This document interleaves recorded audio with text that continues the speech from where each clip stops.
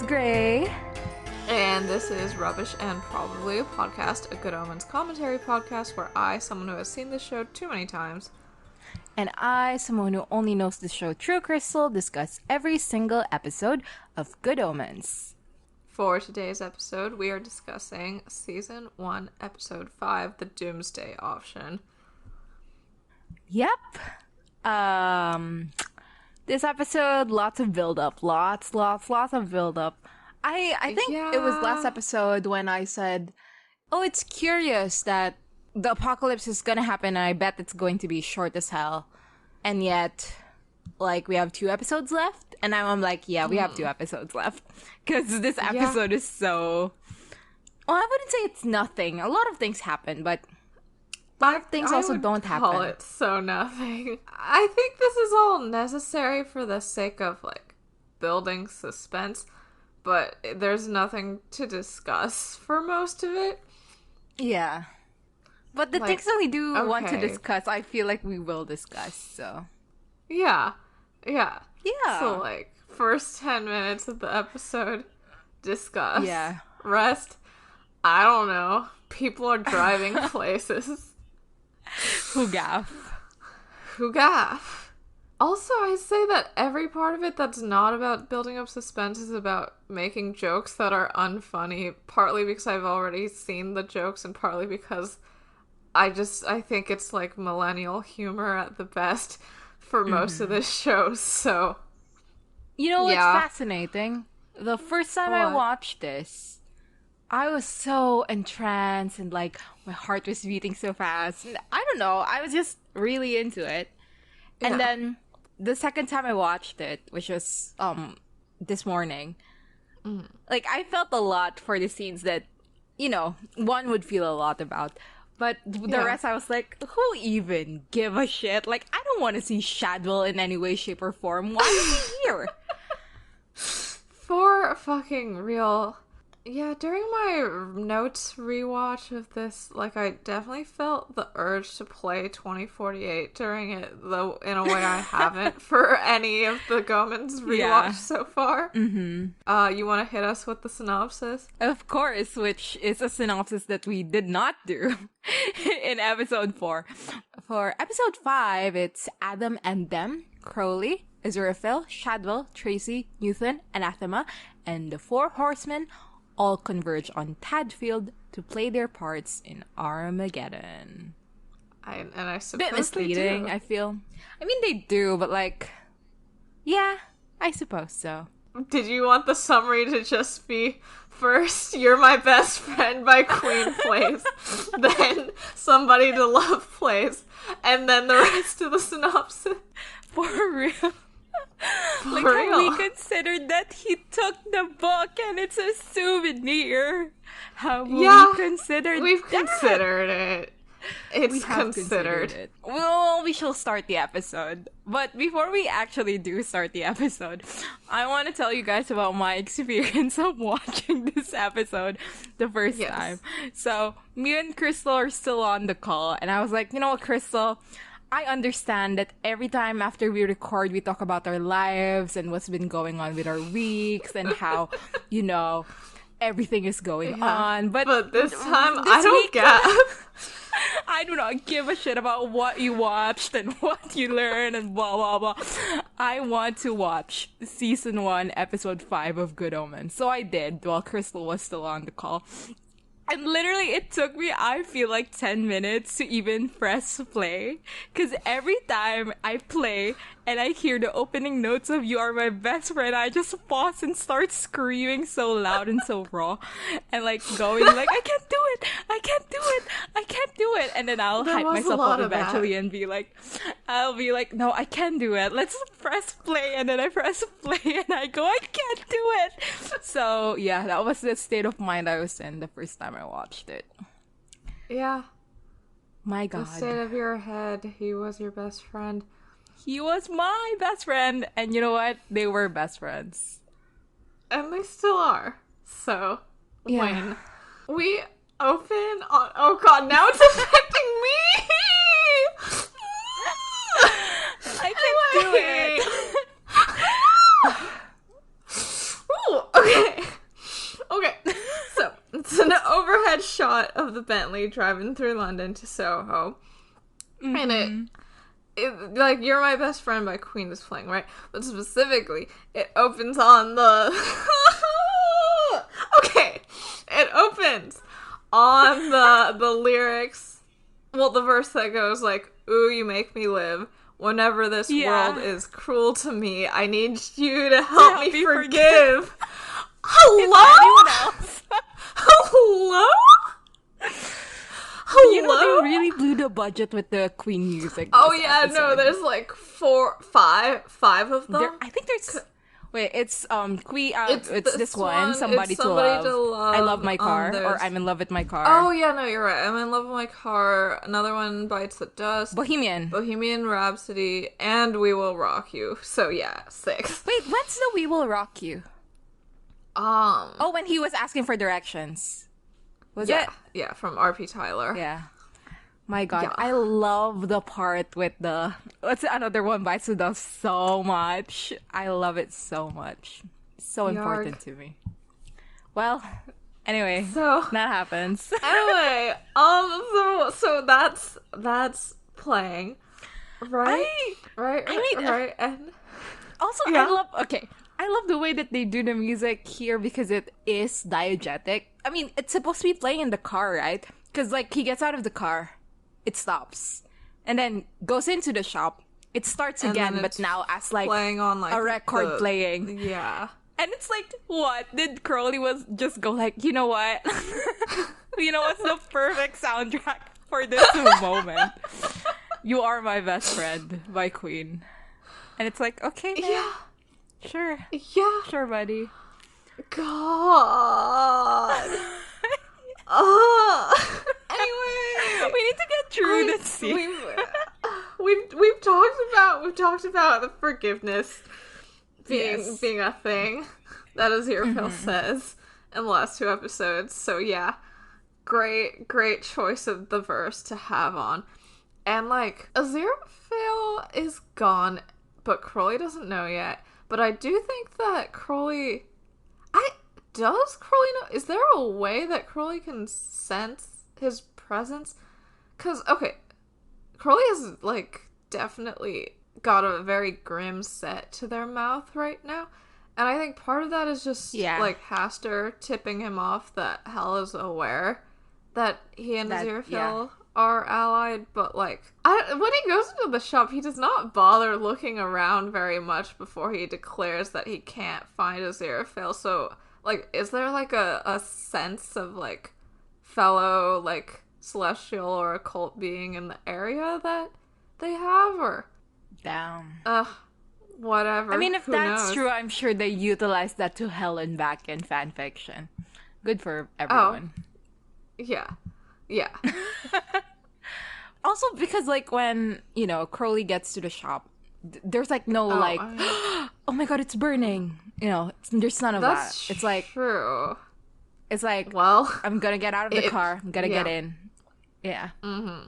The script describes her expression as, it says, Crowley is driving towards us, and he's angry, and he's scared. Aww. But he's Crowley, so he's trying as hard as he can to play it cool.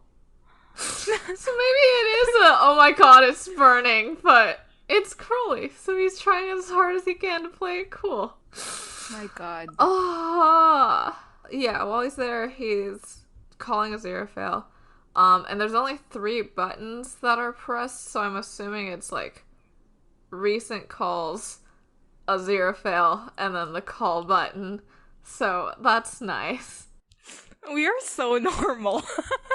Hey, it's only they put the sounds of the buttons of the phone being just pressed. Click the phone 3 times, so that means recent calls. It could also it's that or it's speed dial, right? In which case the buttons are like phone app, the one number that gets to Aziraphale, and then call, which I also like. Do you think they're each other's emergency contact? Is that even a thing? Do you think that's a thing for them? Do they have emergency contacts? I don't think if they are in a situation that they consider an emergency, I think having the other one there is the worst thing that could possibly happen.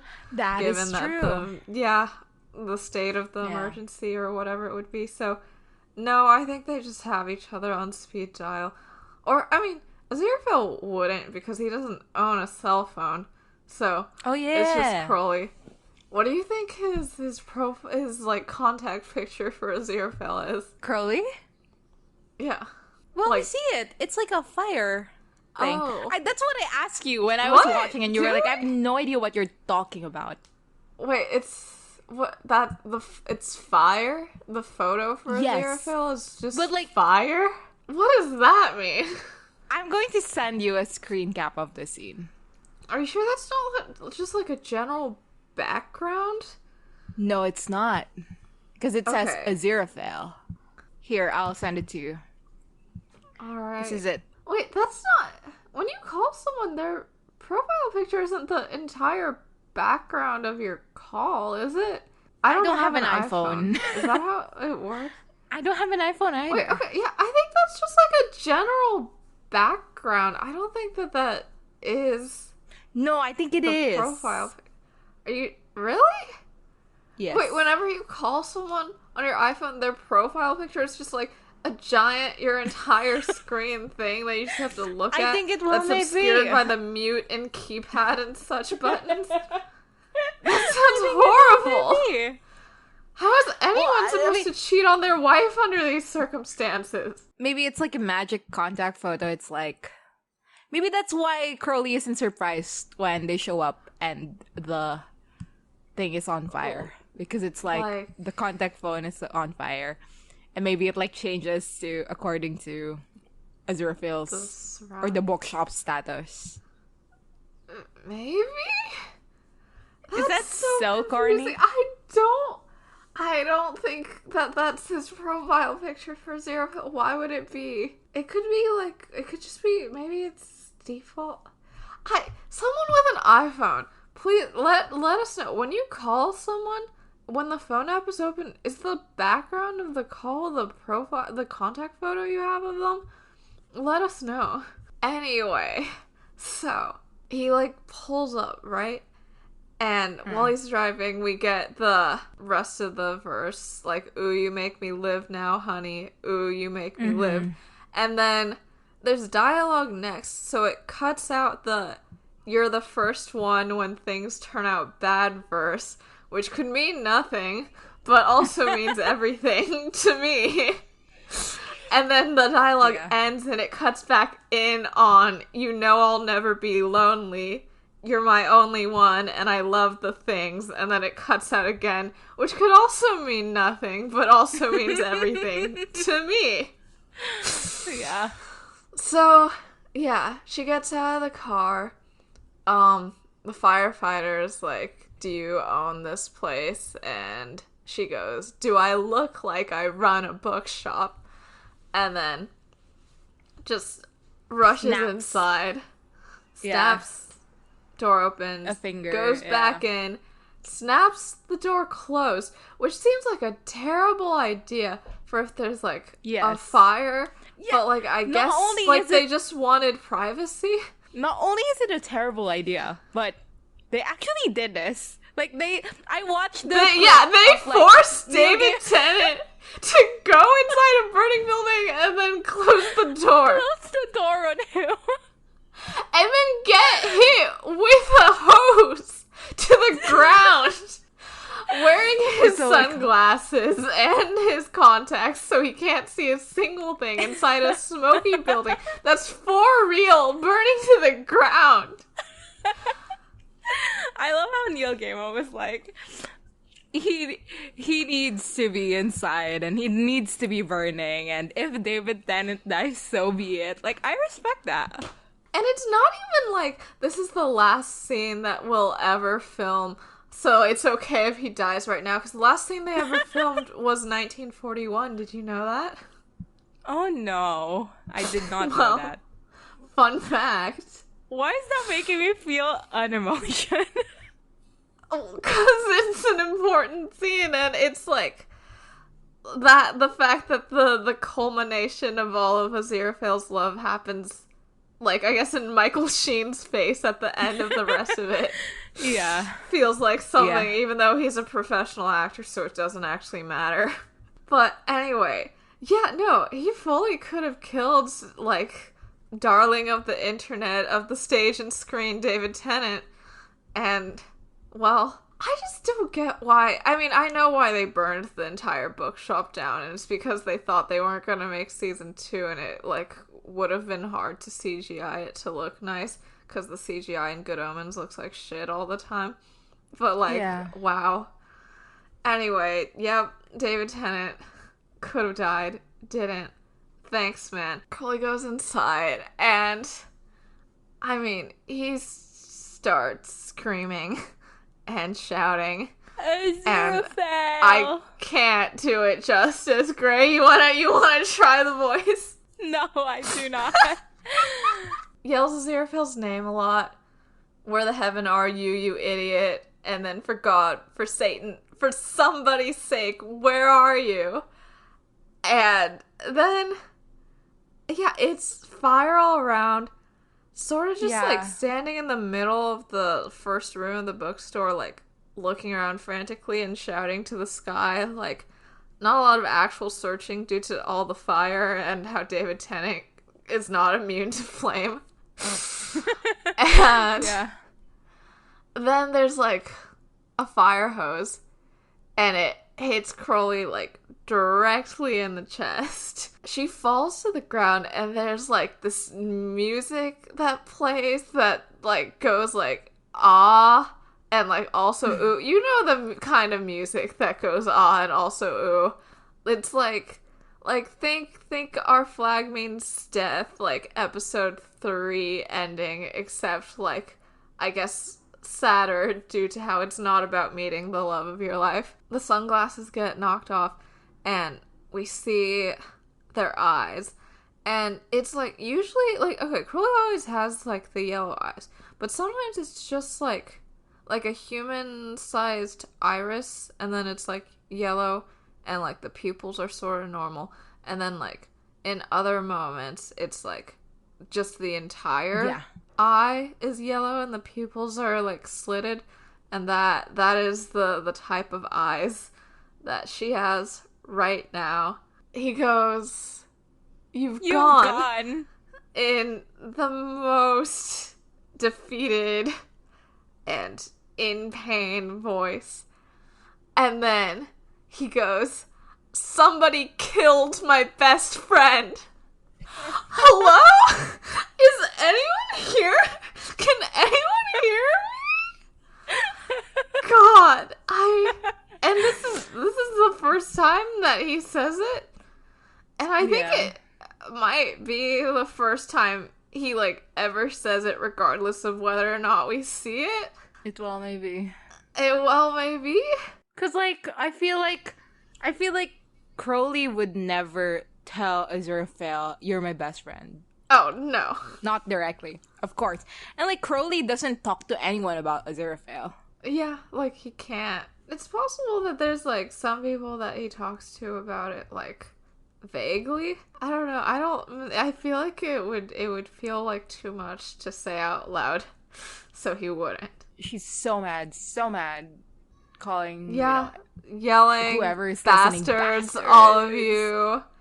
Which, I love that bastards is the swear word that Aziraphale wouldn't say last episode, and now Crowley is saying it. Like, yeah, what if they were familiar, like my mirror years ago? And, okay, what do you think Crowley means by killed? Obviously, Discorporated just would not have the same effect, but, like, does he think that Aziraphale's, like, I think so. Fully, like, gone. Demon holy water gone. Yeah. Great. I mean, because do we know? Can you just fucking tell me? Like, do we know any way that angels can be killed? Hellfire. Can you read that? Hellfire. Hellfire?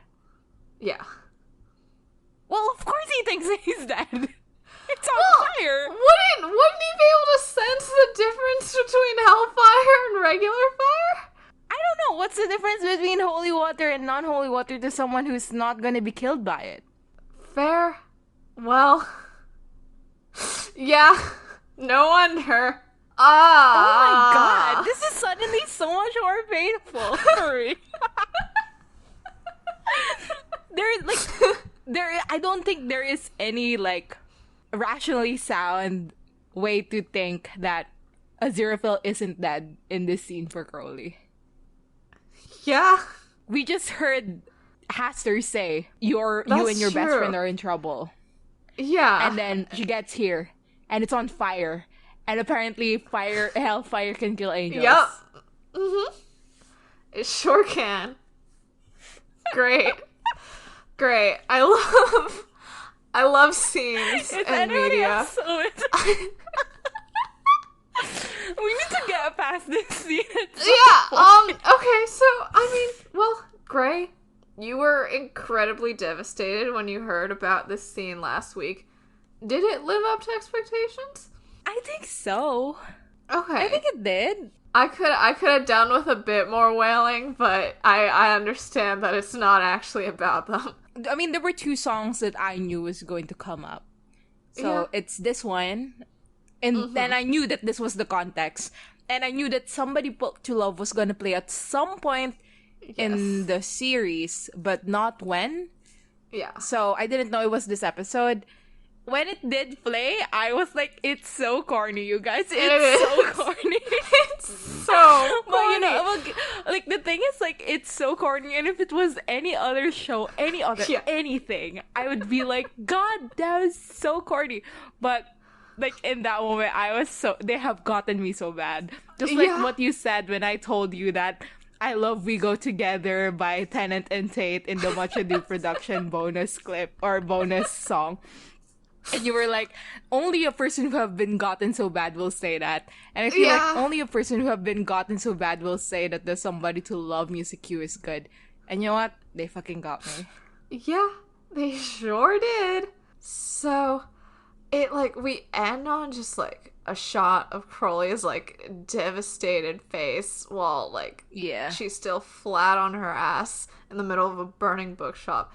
And it sort of fades into you didn't even mention the fucking Book of Prophecies. Oh yeah, I guess that matters something. Right. He notices that the Nice and Accurate Prophecies of Agnes Nutter is, like, on the floor, like, miraculously unburnt, and picks it up. Yeah. Souvenir. God.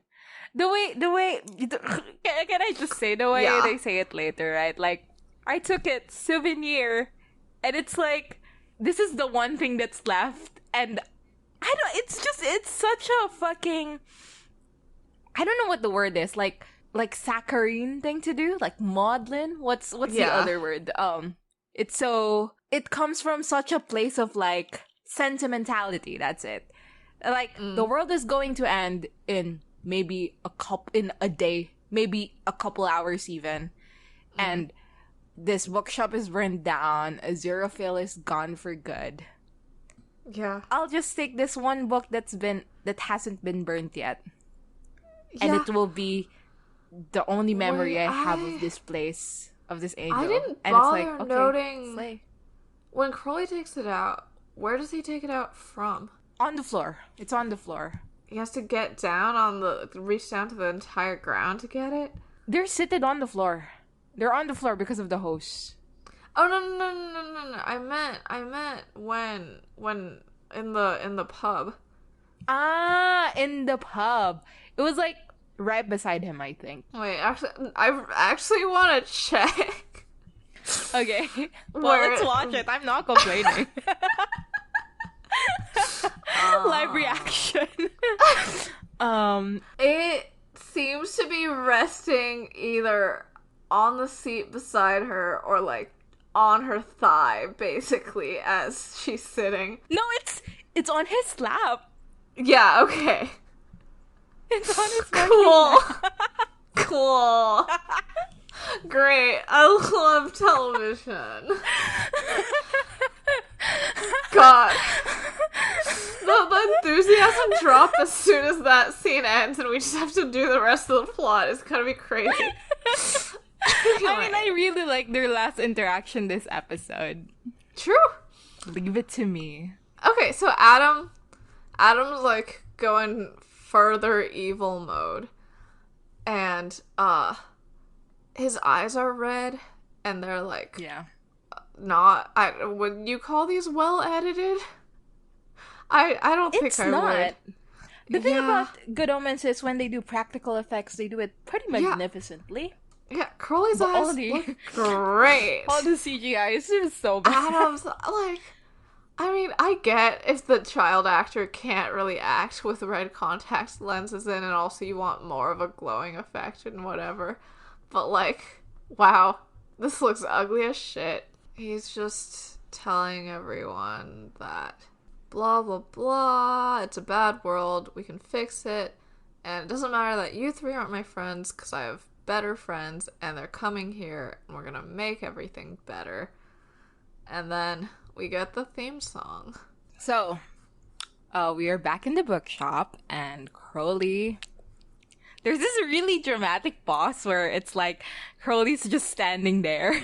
Yeah, and the doorway's like wreathed in flame. And God goes like, Crowley had lost Aziraphale and the world was ending in a few hours. He was in Hell's bad books, not to tell us any other kind.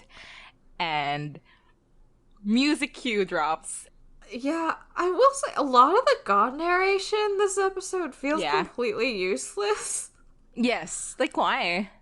Like what? Like some of it's not even in the book. Like what are we even doing here? Like I know all those things. I just saw those things happen. Does this happen in the book? Does what happen? You told me like a couple eps ago that the TV show kind of diverges. I'd say episode 3 is the largest divergence. And then like here it's like fine. Yeah. I mean, yeah, there's the burning bookshop and the screaming and the getting hit with a hose and being on all fours hissing, covered in soot. Yeah. God, he needed to be in all fours hissing for fucking real. Aziraphale needs to come back so he can walk Crowley around so on a leash. Who said that? Anyway. I'll be more respectful to the poor widower. Let's continue. Okay, let's go on. But yeah, the music cue drops and it's Somebody to Love, but specifically the part where it's like, find me somebody to... So it's the end of the song. And... It's so corny. Yeah, but it's so good. It's really good. Oh, God. This portion of the episode is gonna be so unbearable. We're just giggling and twirling our hair. Yeah, the way it goes from the it's like the last line of "You're my best friend" that we hear is like the verse about how like you'll never be lonely, etc., etc., and then it goes right to here, and then just like the general vibes of the songs as well, where like Somebody to Love is like, I am so weary on my feet and desperate, and I just need somebody right now. That sure is what has been happening. At least, I know both of them are love songs, but I feel like just like, if you just looked at the titles, and you looked at that progression of the titles, you'd be like, oh, this is when Crowley realizes. Do you agree with that? I don't think it is. But it is something you could think about. It sure is something. Well, Crowley heads out and, wearing the broken glasses. And then when they step out, they remove the glasses. And the song's still playing all throughout this. And they do like a little bit of like, I should litter. Should I litter? I'm a demon. I probably should. But what the hell? Yeah, nobody's keeping score anymore. And then she gets into the car, and the face that is made in this car scene, it fucking gets to me. It's like this like face of just complete like shock, and like he's just so kind of disoriented and shocked. And then he reaches into the compartment, the glove compartment. Yeah, the glove compartment. And we see that there's like so many pairs of glasses in there. Yeah, there's like 20 identical sunglasses in there. And then he picks one up and puts it on. Yeah. Uses keeps on his driving. teeth to open the yeah. What do you call the sides of glasses? The stems. Really? I don't think that's true. Name. Okay. I don't think that's true. No, but like it's like the scene goes from Crowley looking disoriented and so out of it due to being so upset to like kind of like this anger. Mm-hmm. And then like so that's why when we get to the next scene and it's like him crying and lamenting, I was actually quite surprised. I thought it will continue on with the anger thing. And then when it didn't, I was like, ooh.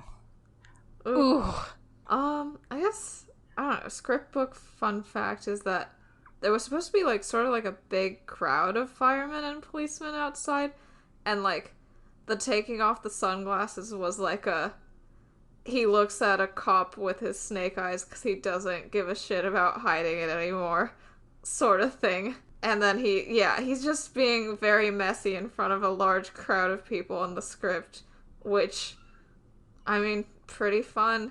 Sorry, Crowley. Yeah, sorry, Crowley. And we proceed to a person that I do not care for whatsoever, and it's Shadwell. He is shocked, upset, etc. about the demonic possession exorcism thing. He rings the doorbell with his elbow because he's afraid of his thumb. I thought that was fun. Yeah, but, you know, it's Shadwell. I hate him, so not funny.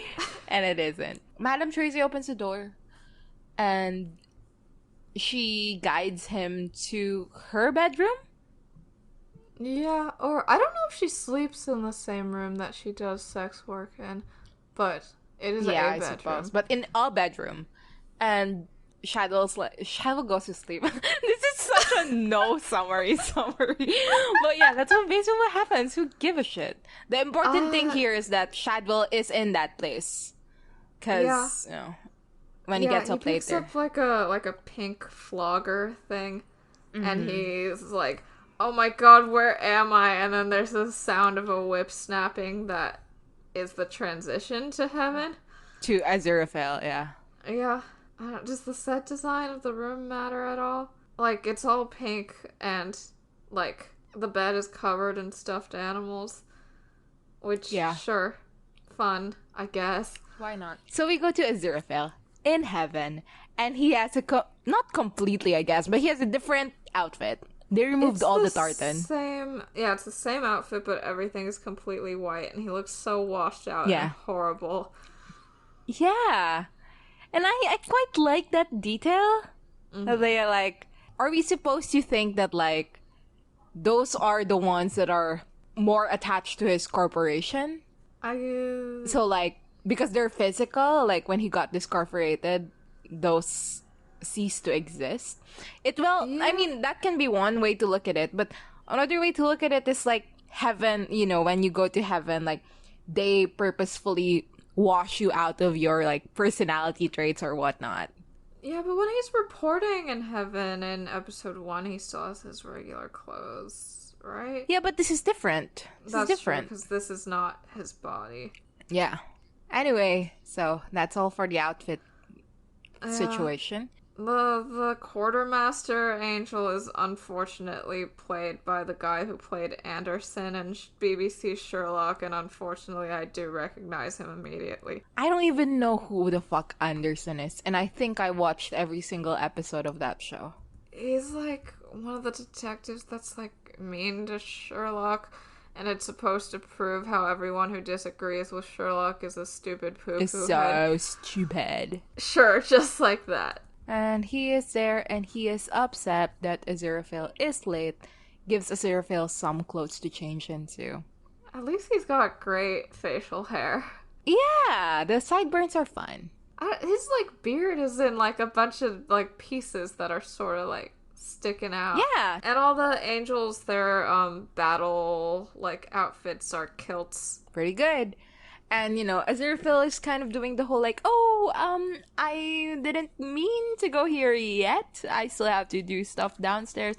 But the quartermaster is all, well, you have a whole platoon waiting for you. Which is fun. I think that's fun. Principality, Angel of the Eastern Gate. Principality is that's an actual word, right? Yeah. Like, that's an actual angel classification. Uh-huh. But Neil Gaiman does not really subscribe to any particular angel hierarchy. Like, I think there's, like, one hierarchy where principalities are, like, above archangels, but, like, obviously that's not what he's going for. Yeah, I suppose so. This guy is like, wait, your name's Aziraphale? I think we gave you something. We were issued with... And Aziraphale is like, oh, I was issued with a flaming sword, but it's not my fault. She was having a very bad day. And she was. Apparently, that's not what the quartermaster is asking. And in fact, he is asking where Aziraphale's body is. We see that Aziraphale looks at his hand, and it's like transparent-ish. And he's like, oh, I got discorporated because I wasn't ready when I hopped into the transportation portal. And I think I don't know, at some point you said we are to assume that Aziraphale at least has never been discorporated. And we hear it here. The body is 6,000 years old. Yeah, that makes me very emotional. He's had it for 6,000 years. And he's been careful about it. I mean, not that careful, but Crowley saves his ass when he's not that careful about it, I guess. Quartermaster's really pissed and calls him like, you are a pathetic excuse for an angel. And Aziraphale, I'm so proud of him for this. I know! Because, every single time we see him up in the heaven, he is so... Like, with the Tadfield thing, right? Like, he was going to tell heaven exactly what he wanted to tell them, like he was preparing for it. And then when he gets to heaven, it just goes to complete shit because he can't commit to being that assertive or speaking his mind as clearly as he has planned to. But here, he just straight up goes, well, I guess I am a pathetic excuse for an angel because I have no intention of fighting in any war. It's so important to me. I'm so proud of him. And he gets, the way that, like, he starts, like, I suppose I am really, like, a little bit sad, but then, like, musters himself up and then is just, like, fully determined and with it on I have no intention of fighting in any war. Proud of him. The quartermaster is still going, like, yeah, just fucking get into place, and I won't say anything about anything in the sword and the body. Aziraphale just goes, I will return no matter what. When told that this is ridiculous because he doesn't have a body, the quartermaster goes, you can't possess, like, people. And Aziraphale goes, demons can. And, they're made of the same stock. So, I suppose, if he tried hard enough, he can possess people. Yeah. I thought this was an interesting conversation, especially because later on, there's, the conversation with Crowley where they go, oh, that probably explode. What's that? Oh, yeah. Pity I can't inhabit yours. Yeah. Angel, demon, probably explode. They need to have one body. Wait, can I say this? I can't. Oh, about how they should... I'm so shy. They should have possession sex.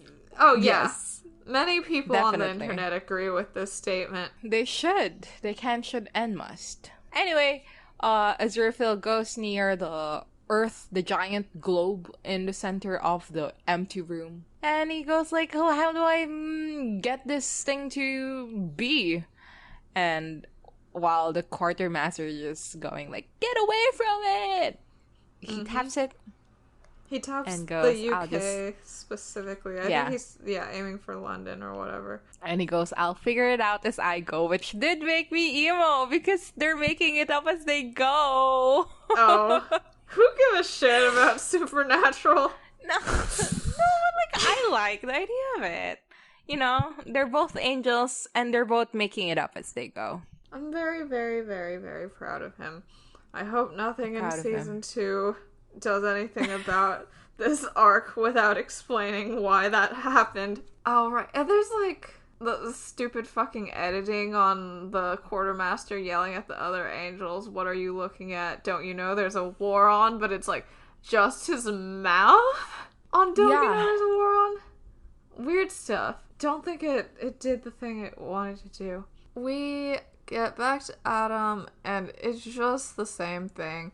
He's being creepy at them, saying that everything's great, they're gonna restart everything. The kids are crying, and he's telling them to say something, but they can't because he took their mouths away. And then he says, like, you have to smile, I can make it happen. And then their mouths come back and they get pulled up in, like, these very straining the face smiles, etc. Now we return to Newt and Anathema, and it's so horrible, this life that we live.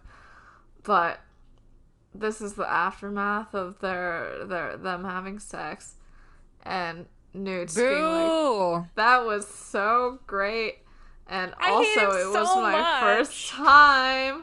I hate him so much. Anathema's getting dressed, and she says, I'd never have known, in, like, a somewhat nice voice, but not that nice. But, you know, this does give me solace, because the way she says that implies that it wasn't her first time, which means that she wasn't saving herself for random guy in prophecy, so maybe she did experiment with girls in college, thank goodness, but she just hasn't fully embraced how she's an aro-lesbian yet because of the prophecy. But you know what? She has time. I believe in her. All we have to do is kill Newt first. We need to kill him no matter what. Yeah, no matter what. Also, speaking of experimenting with girls in college, they don't mention in the show that she has a PhD at age 19. Oh, yeah. Well, that's so sad. This is misogyny. Why did they not mention it? Well, I mean, I think the PhD thing was mostly so they could do a bit in the book where it's like, oh, like, the device was actually named after my ancestor, like, Godfrey Device, who invented a blah blah blah, and my PhD was on, like, inventors that don't really get credit, blah blah blah. But yeah, whatever. It's cool that she has a PhD at age 19, and it doesn't make her overpowered or whatever. Just mention that she has a PhD. The whole scene, Newt is just like, wow, sex was so good, let's do it again, blah blah blah. Like, the world is ending, bro. Like, yeah, Anatha was just, like, getting dressed and focused, and she's not into him. She isn't. She is not. Does Neil Gaiman think this is what women act like when they're into you? 'Cause, like, it's not, due to how she's not into him. And, like, not, like, let's even remove the question of, like, is she into him or not? Yeah. Like, she obviously is not into the idea of having sex right now. You know? Yeah. She's dressing up, dude. Like, get the fuck out of here. I hate him so much, and I know he brings up some nice points about free will or whatever the fuck, but, like, there are other people who make such amazing points as well, and I don't need him, and I want him to die. Yeah. The matter-of-fact way in which she's getting dressed afterwards and, like, not lingering in it at all, it just feels like she was like, this is something I have to cross off the list because it's in the prophecies. Like, yeah, like, get it over like, with. Yeah. None of it's like, this is something that I really would engage in if it wasn't for the prophecy, and that makes me so sad. Newt's like, can we do it again because the world's ending? Like, does not give a shit about stopping Adam. And Anathema says that Agnes said that they only did it once. And there's, like, a joke about a prophecy where she says Newt has a big ol' swinging dick. And Anathema says she's not quite sure if they're... Huh? I said I'll bite it off. And you will, to the dick, apply pepper spray? Yeah, I will apply pepper spray on it. Yeah, so... Anathema says that she doesn't know she's actually supposed to stop Adam because Agnes doesn't tell them to. And she can't find the right card with instructions. And this is when Newt does the whole, like, what do you mean? Don't you ever just do things for yourself and see how they turn out? And Anathema is like, no, not important things. And also we only have, like, an hour left in the entire world, so we gotta go. And Newt says, you can't let a 400-year-old witch tell you what to do. And Anathema says, I've spent my whole life trying to figure out what Agnes wanted me to do, and she's never failed me. Sometimes I fail her. Which, a good line. I liked that line. It makes me wonder, like, what sometimes I fail her, like, means, the extent of it. Like, did Anathema have, like, a teenage angst phase when she was like, I can't do this anymore. Like, why did my parents name me this? Why is this happening? I'm just, like, taking the car and running away. And then, like, somehow just things keep happening that line up with prophecies, or things keep happening that stop her from going. And she's just, like, crying in the car, defeated, listening to whatever angsty teens at the time listened to. Like, tell me more. Tell me more. Last episode, she said that the prophecies usually have a frequency of once a month. Like, that does not give you any time to live your own life. Yeah. Sorry, Anathema. Okay, so now we go to Crowley, who is, in fact, in a bar, getting piss drunk. Yeah. He starts talking about the fall, which is such an interesting choice of topic here. Uh-huh. Don't you think so? Yeah. Here she is. Last day of the world, whatnot. Best friend just died, etc., etc. The thing he is lamenting about is the falling. Yeah. Why do you think that is? It's hard for me to say, just because I find no particular interest in narratives about Crowley regretting, like, hating himself for being a demon or whatever. Because I don't think he does. But I think that the fall was probably the first moment when he realized that the universe wasn't, that there was, like, no fair. Justice in the universe, or that his idea of justice was not God's. So I guess this makes sense as a, like, the world is so horrible, curse everyone, I hate everything so much. Like, it would maybe bring you back to the moment when you lost faith. Yeah, okay. Well, what he's saying here is, like, well, before we go into what he's saying here, let's get into how she's saying it, which is cry. Like, voice is hoarse due to all the crying. Yep. And that is so important to me. It's so important good. to me. It's so good. I do wonder how is this done? Like, acting-wise? Yeah. You know? I don't know. He's a very talented voice actor on DuckTales, even. He can do whatever. This is true.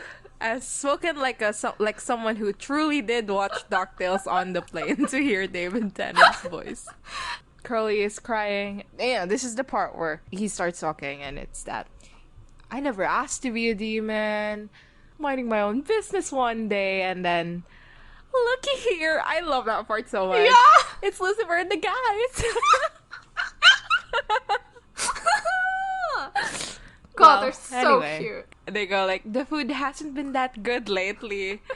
I didn't have anything on for the rest of that afternoon. And the next thing I know, I'm doing a million light year freestyle dive into a pool of boiling sulfur. Which, I guess, if this isn't exaggeration, like, confirms that the fall is physical and painful. That's physical, fun. painful. And also, like, you know, sauntered vaguely downwards, hang around with the wrong people.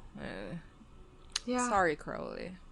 Although, sorry, Crowley. I don't know. I think that it would have happened regardless. Yeah. Yeah, I don't think it's like Crowley didn't deserve to fall as much as the other demons did. I think All of them fell for unjust reasons. Yeah. Crowley is just there and, still doing the whole, like, crying thing when they see some semblance of Aziraphale. Yeah, we see it through, like, the reflection in the sunglasses. And Crowley, in the most voice ever, goes, Aziraphale. It's sickening. It's sickening. It's so, like the voice itself is reaching forward with a hand. It has a hand and it is grabbing. And then, Crowley is like, is that you? Aziraphale is so cute, sitting there going like, good question. Not certain. I've never done this before. Can you hear me? And, Crowley just accepts this immediately, that Aziraphale is here. And it's like... Don't they also do a fun thing where when they first see him, they lift up their sunglasses to check, and then they, like, just let go and the sunglasses fall back over their eyes? Yeah. That's true. Well, after, like, they establish that, I can hear you. Yeah, blah, blah. Aziraphale, the first thing Aziraphale asks is, did you go to Alpha Centauri? And Crowley goes, no, I changed my mind. Stuff happened. I lost my best friend. And the way she says it, it's like the whole time it's like she's trying to hold back tears, and the I lost my best friend comes out on a sob. Like, hello? Also, I think it's just the fact that I'm assuming this is the first place Aziraphale manifested after tapping the globe, right? Because, like, he doesn't even know if Crowley's in London currently, right? Like, he's looking around and he's like, does Alpha Centauri just look a lot like a pub in London? Or, like, where are we right now? So, like, he was thinking very hard that he needed to get back to Crowley, and that's, like, where he ended up. Like, I tapped the Earth to go to the Earth, but, like, I know that I would probably just go to wherever you are, which may not be the Earth. Yeah. Crazy. Crazy. Anyway. Aziraphale's response to this is a bit of silence, and then, I'm so sorry to hear it. And, the vibe is very much like, chop chop. Yeah. I'm so sorry that you're so miserable because you thought I was dead. And also, you called me your best friend. But also, there's so many things that's happening and so many things that we need to do. And there is, in fact, a lot of things that they need to do. Yeah. And so, Aziraphale proceeds, says that, Crowley, you need to get back to the bookshop. And I need you to look for a book. Crowley just goes like, oh yeah, your bookshop's gone. I'm so sorry it burned down. Rests his like cheek on his hand when he's saying it. On his hand. Yeah. Yeah. Aziraphale is like so quiet. And just goes, all of it. Yeah. Crowley is like, yeah. What's the book? And Aziraphale says, like, oh, the nice and accurate prophecies of... And then Crowley cuts him off and goes, Agnes Nuther! Yes, I took it! Look! And then, like, gets the book from his lap, points it up, and, like, starts pointing at it like a little kid and goes, look! Souvenir! I'm going to explode a and voice die, as crack you like to on say. Agnes Nutter that is so important to me. He took it. Souvenir. Fucking near. Like, they were just gonna hug it as the world ended? Like, that was the plan? Like, what if we all just died? Aziraphale goes, like, look inside. I made all the notes. Everything is in there. I worked it all out. Crowley is, looking at the notes and goes, where are you? Like, look, wherever you are, I'll come to you. I'll come to you. They have the discorporation talk. Aziraphale just goes like, oh, I'll meet you at Hadfield Air Base. The world is ending and that's where it's all going to happen. And that he will be there too. He just needs to find a body. And then, like, I actually don't know how to take the I know. next thing Crowley says. It made me confused, but no. It's just because Aziraphale goes, I just need to find a receptive body harder than you'd think. Crowley's, I'm not going to go there, is like, I'm not going to make a sex joke in this circumstance. I mean, that's what I assumed after thinking about it a little bit. But, like, it felt very much out of place any way that you think of it. Yeah. No, but it is. Like, the script also confirms that that's what it was. That's so funny then, because, like, Aziraphale says this, and Curly's first thought is, I'm not going to say a sex joke. And then the next thing Aziraphale says is, it's so bad that I can't inhabit your body. And, like, Curly just goes, ooh. Angel and Demon probably explode. Oh, blah. I mean... Literally. I mean, maybe they would. They would explode. Or explode, as you like to say so much. Yeah. You know, I've taken into saying explode and die also. It's a pretty good phrase. Explode and die. It ends with Aziraphale, like, disappearing back into the void or whatnot. Before he disappears, he goes, so I'll meet you at Hadfield, but we're both gonna have to get a bit of a wiggle on. And Curly just goes like, what? And Aziraphale repeats himself, like, Tadfield Airbase. But Curly's just like, yeah, but, like, wiggle on. But, you know, Aziraphale has disappeared, and Curly, like, throws his arms up in a, like, what way? I think it's cute. This scene, it truly is a scene of all time. So, Madame Tracy is about to start a seance with, like, 3 people. This scene is so long for no reason. Well, we're cutting to the Horseman right after that, but you mean the seance scene is so long for no reason? Yeah. Yeah, a lot of this episode, like I said, is just, like, a vehicle to deliver jokes that I never really found that funny. Yeah, like, me too, Miranda Richardson's, like, a great actress, and, like, she can do it, and she is doing it, but, like, it's just not really my thing. So, we now see the 4 horsemen convening in a cafe in the UK. You know, Famine goes through customs, Red/War orders 4 cups of tea, one of them black, and a cheese sandwich. And I think one of the most annoying things this episode are all the, like, the quips about how the world's gonna end. Like, I know. I'm aware. Like, the waitress is like, it's hell out there, and War is like, no, not yet. Like, okay. Like, I know. I'm aware. War and Famine meet up, and they talk a bit about how it's crazy. They've been waiting for so long. And wow, it's only 100 miles away. Like, it feels like it should have been a bigger deal. Pollution also comes in. I think they're generally, like, quite friendly with each other. Last episode, you said you were curious about what they would be like together. Yeah. Is this... I mean, it's something, I guess, but I don't know. Like, towards the end, they do a bit more about this, where it's like, oh, war is like, you know, the war and the nuclear blah blah, and then, like, pollution going, but, like, it's not just like that, it's also like chemicals, whatever. And then Famine's just there going, and then there will be winter and people will be hungry, and it's so stupid. But yeah, other than that, I think it's fine.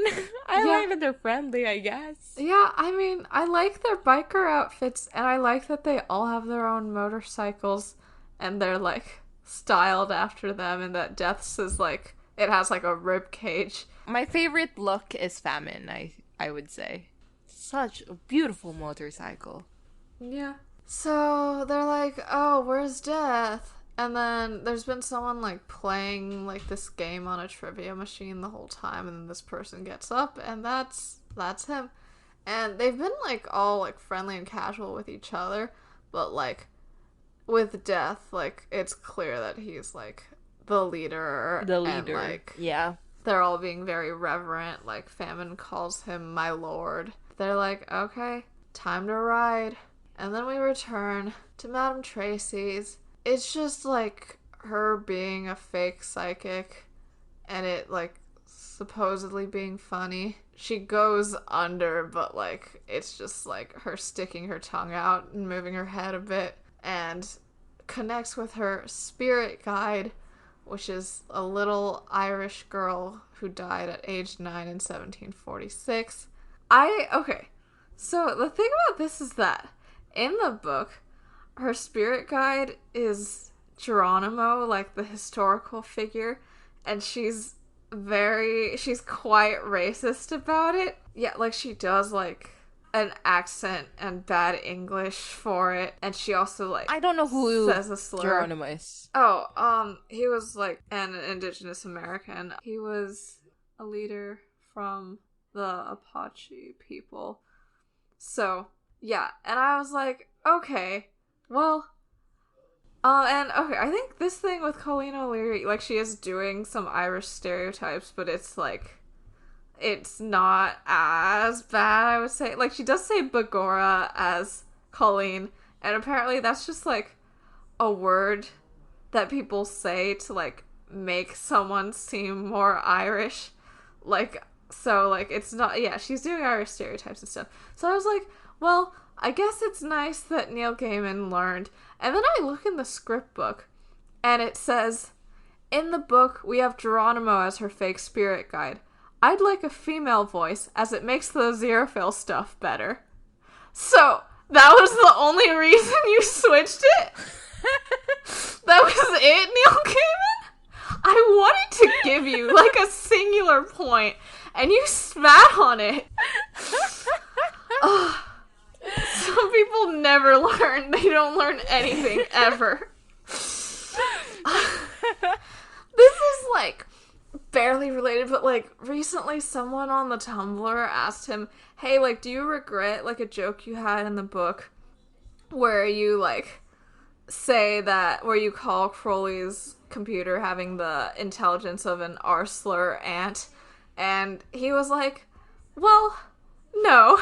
I mean, to give him credit, it was more like, I definitely wouldn't write it today, but that it meant something different back then, and it wasn't offensive back then, and I'm now used to the fact that anything I write today will make me seem like a monster in 2060. Like, I don't, okay, like, the measure of what is offensive or not, I guess, depends on who is in power. Like, I think that using, like, even if you were like, I meant it in the medical way, like, it's still bad to, like, be something as stupid as a person with an intellectual ability, but an ant with an intellectual disability. So, like, yeah, whatever. Anyway, so, you know, that's Neil Gaiman for ya. I mean, I want to be clear that, like, perhaps even 2 weeks ago, yeah, whenever Crystal was like, oh, I hate Neil Gaiman so much, it's unreal. Yeah. I was like, that's probably for the best. But, like, I never really thought about it, because I have never read anything that Neil Gaiman has ever said online. Yeah. Like, I don't know this man at all.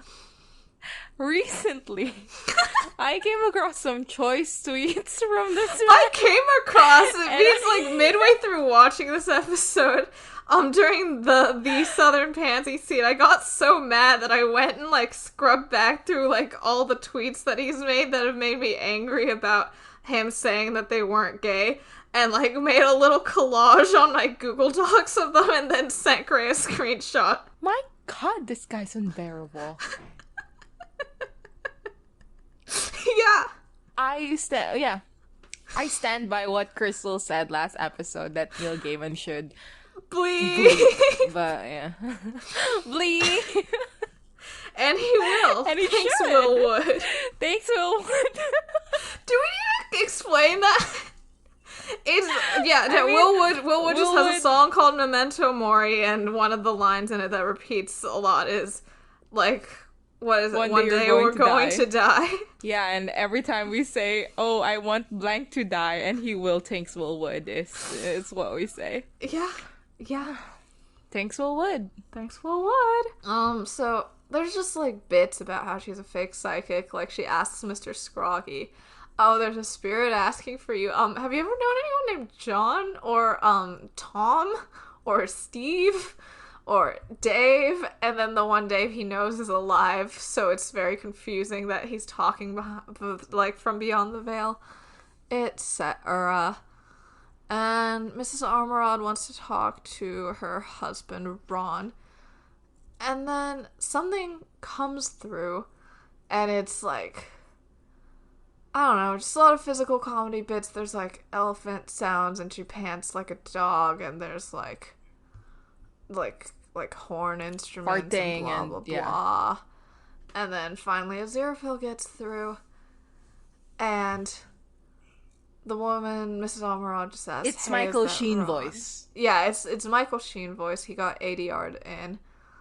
And yeah, she's still insisting that she has to talk to Ron, so he puts Ron through. And I guess this is the only thing we learn about the afterlife for humans. Ron seems very unhappy. It's cold. It's very cold here. He's shivering. I mean, basically, it's just like, she's annoying and talks a lot and is also racist because she's complaining about how her daughter served Korean food at her wedding. The thing that she sang in the book is, let's see, now Ron, you remember our Eric's littlest, Sibylla. Well, you wouldn't recognize her now. She's taken up macrame. And our Letitia, you know, our Karen's oldest, she's become a lesbian, but that's all right these days. And is doing a dissertation on the films of Sergio Leone as seen from a feminist perspective. I don't think was she racist in the... I don't think she was racist in the book, but I guess Neil Gaiman was like, let's swap out the Korean, let's swap out she's a lesbian, but that's alright these days with Korean food. Alright, whatever. I don't know how to make a kimchi and pussy eating joke, but someone do it for me. Jessie has done it. At some point in a song, Jessie goes, "My kimchi so delicious, need a Michelin," but the dance is like, "It's pussy." I love it. Fuck yeah. So... Anyway, basically, he's like, blah, blah, blah, you never let me talk when we were married, so now there's only one thing I want to say to you, and it's shut up! And it's very loud, yelling shit, and there's lightning going off, blah, blah, blah, blah, blah. Who give a shit? Aziraphale comes back, and Tracy kicks everybody out, and then... we go to her making some tea, 2 cups of tea. So, okay, she looks in the mirror and it's Aziraphale and he gives her a little wave and he's so cute. Yeah, this scene, I love it so much. I think constantly about, I don't know actually if I've mentioned it in the podcast. I've mentioned it to Crystal, definitely. But one time I was watching a Michael Sheen interview. Okay. And somebody commented, one thing about Michael Sheen is he's so good at playing gay. And he is. I think about it constantly. And he is. And recently, I sent Crystal a video that somebody made on the Twitters where, like, they compiled all of Michael Sheen's, like, film credits. Yeah. A scene from every single thing he's but been on. like a 2-second clip from each one. And like what Crystal said was like, it literally is like, he plays a gay character here, he plays a gay character in this one, and then all the rest are like boring guy, most charismatic, charming gay man alive, boring, and it literally is like that. Yeah, it really is. He is so good at playing gay. Good for him. Good for him. I also when I said this, my next thought was Mark Gatiss could never. And you know what? Yeah, Mark Gatiss really could never. Is that so mean? Is that so mean? He is actually gay. He is actually gay. Yes. He also wrote BBC Sherlock. You can say whatever you want about him. You know, I've mentioned this to you.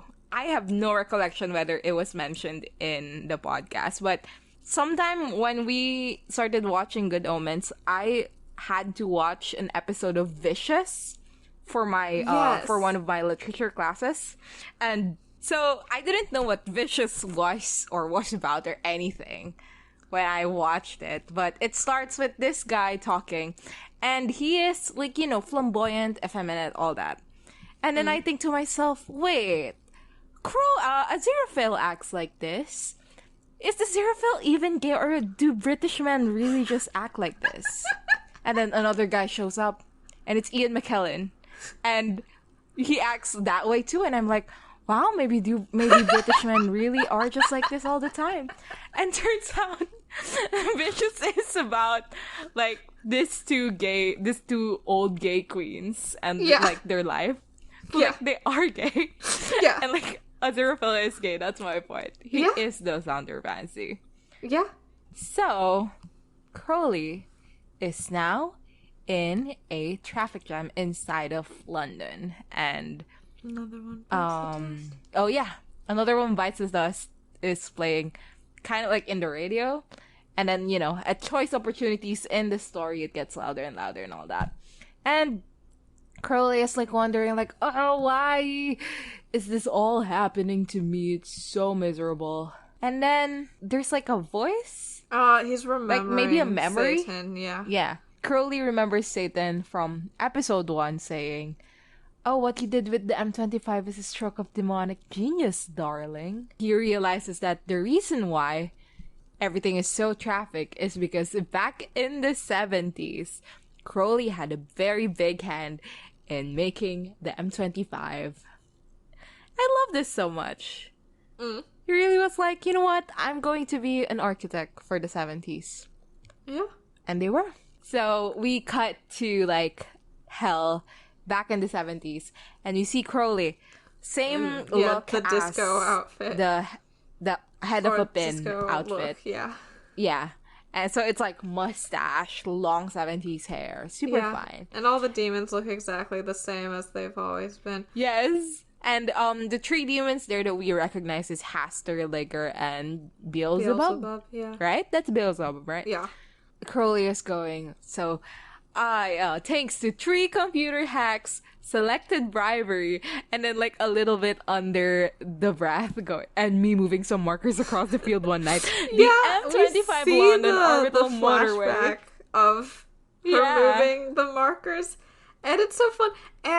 And they're wearing the jacket that they wear in the deleted scene with the rats. Yeah. So like this is just I think people call this their fucking shit up outfit or their fucking shit up jacket. For real. Anyway, the M25, which was supposed to look like a normal orbital motorway, has been turned into like the Dread Sigil Odegra, which means Hail the Great Beast, Devourer of Worlds, in the language of the Dark Priesthood of Ancient Mu. And then she goes, can I get a wahoo? And can I hear a wahoo is just constantly in my head. Can she literally get a wahoo? Exactly. And, Haster in the back just raises his hand like everybody is looking at Crowley. Yeah, like everyone he is boos the him stupidest at, demon can ever. I get the wahoo? Yeah. Can I hear a wahoo? And it's just people going boo. Boo. But Crowley cannot be shamed into being ashamed of this. Yeah. Very wonderful. Fucking, I cannot place my words. But he's not ashamed. He goes like, well, once it's built, so many people will just be so mildly annoyed that they're going to be water on a prayer wheel, grinding out an endless fog of low-grade evil. Yeah. And then, finally, Crowley calls on Haster.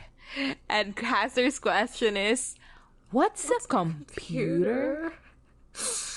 Real. I love it. And also, throughout this scene, another one bites the dust is playing. It's honestly like the most natural music cue here, I feel.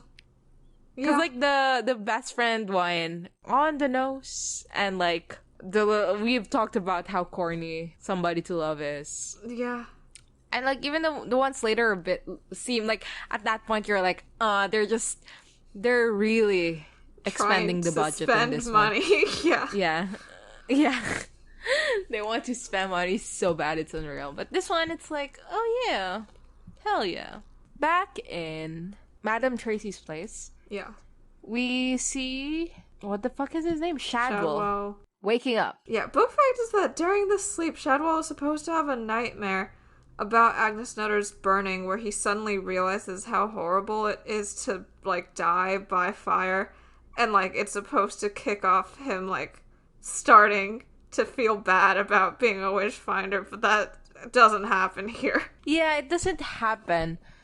Is it because they wanted to do the joke about, like, Adam? Oh, no, I mean, he still does all the same things, but I don't know. I guess it just probably wasn't that important. Yeah, well, I mean, we don't give a shit about Shadwell, so it's fine. Yeah, it is. Yeah, Shadwell just wakes up, and here's in the other room, Madame Tracy talking. Suddenly the voice changes, and it's Aziraphale going, oh, given the circumstances, we need to be extremely flexible. Yep. And Shadwell gets upset with this, and he, like, storms into the room, but there's just, you know, Madame Tracy in there, and he goes, where is he? Some southern pansy. I heard him making lewd suggestions. Yep. And then Madame Tracy turns around, and her voice changes to Aziraphale's, and Aziraphale goes, not just a southern pansy, Sergeant. The southern pansy. Southern pansy. If he's not gay, Aziraphale literally goes, I'm a southern pansy, and people are still like, but he cannot be gay because people he's as not in you Neil Gaiman is going, he a limited view of you have gender. Such a limited view of gender. I don't get it. Not just okay. Yeah. If he was like not a southern pansy, the southern pansy, maybe it's like, no, I'm not a southern pansy, but I'm like the person you refer to as the southern pansy. But it's not just. So he's like, what? Why would he say that if he was not gay?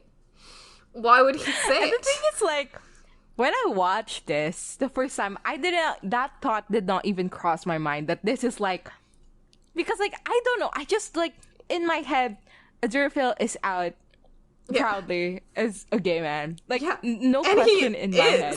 It's only when Crystal sent me Neil Gaiman's tweets that I was like, wait, what is wrong with Neil Gaiman? This is in the book, too. And you know what is wrong with him? What does it mean?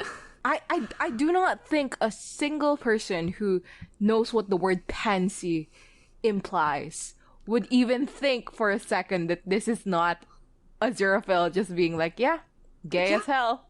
Yeah. What? Yeah.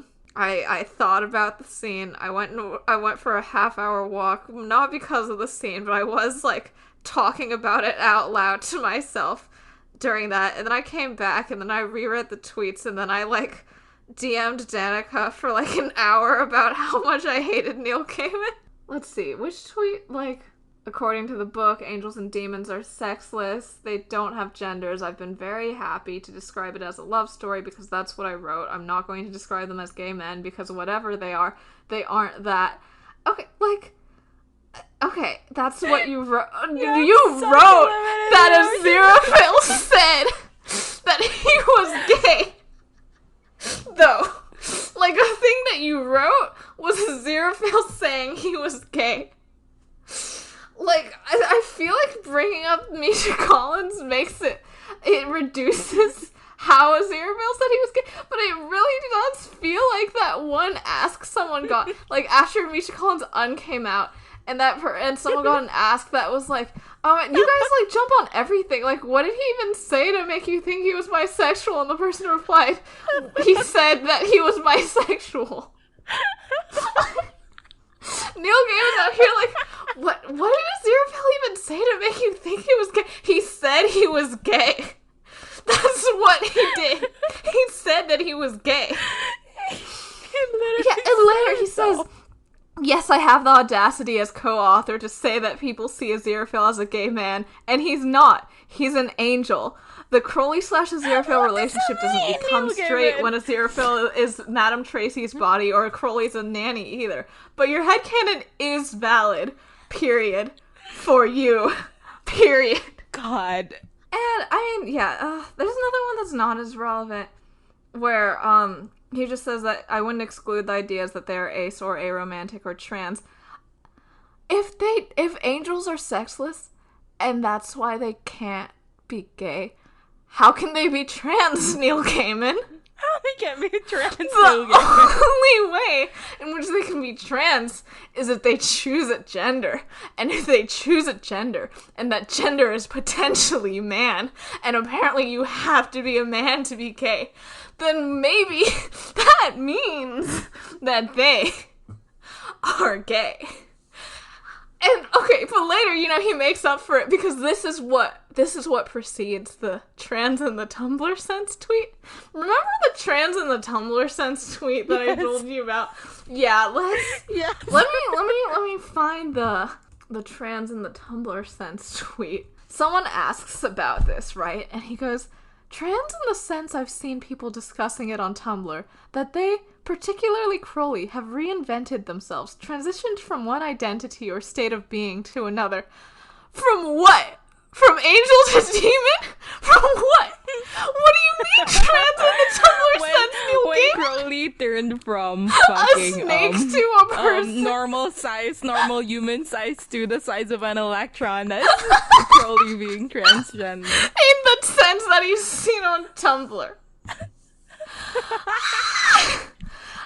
It's so stupid. I'm glad that he did say they could be ace or aromantic. Like, that's fun. But, I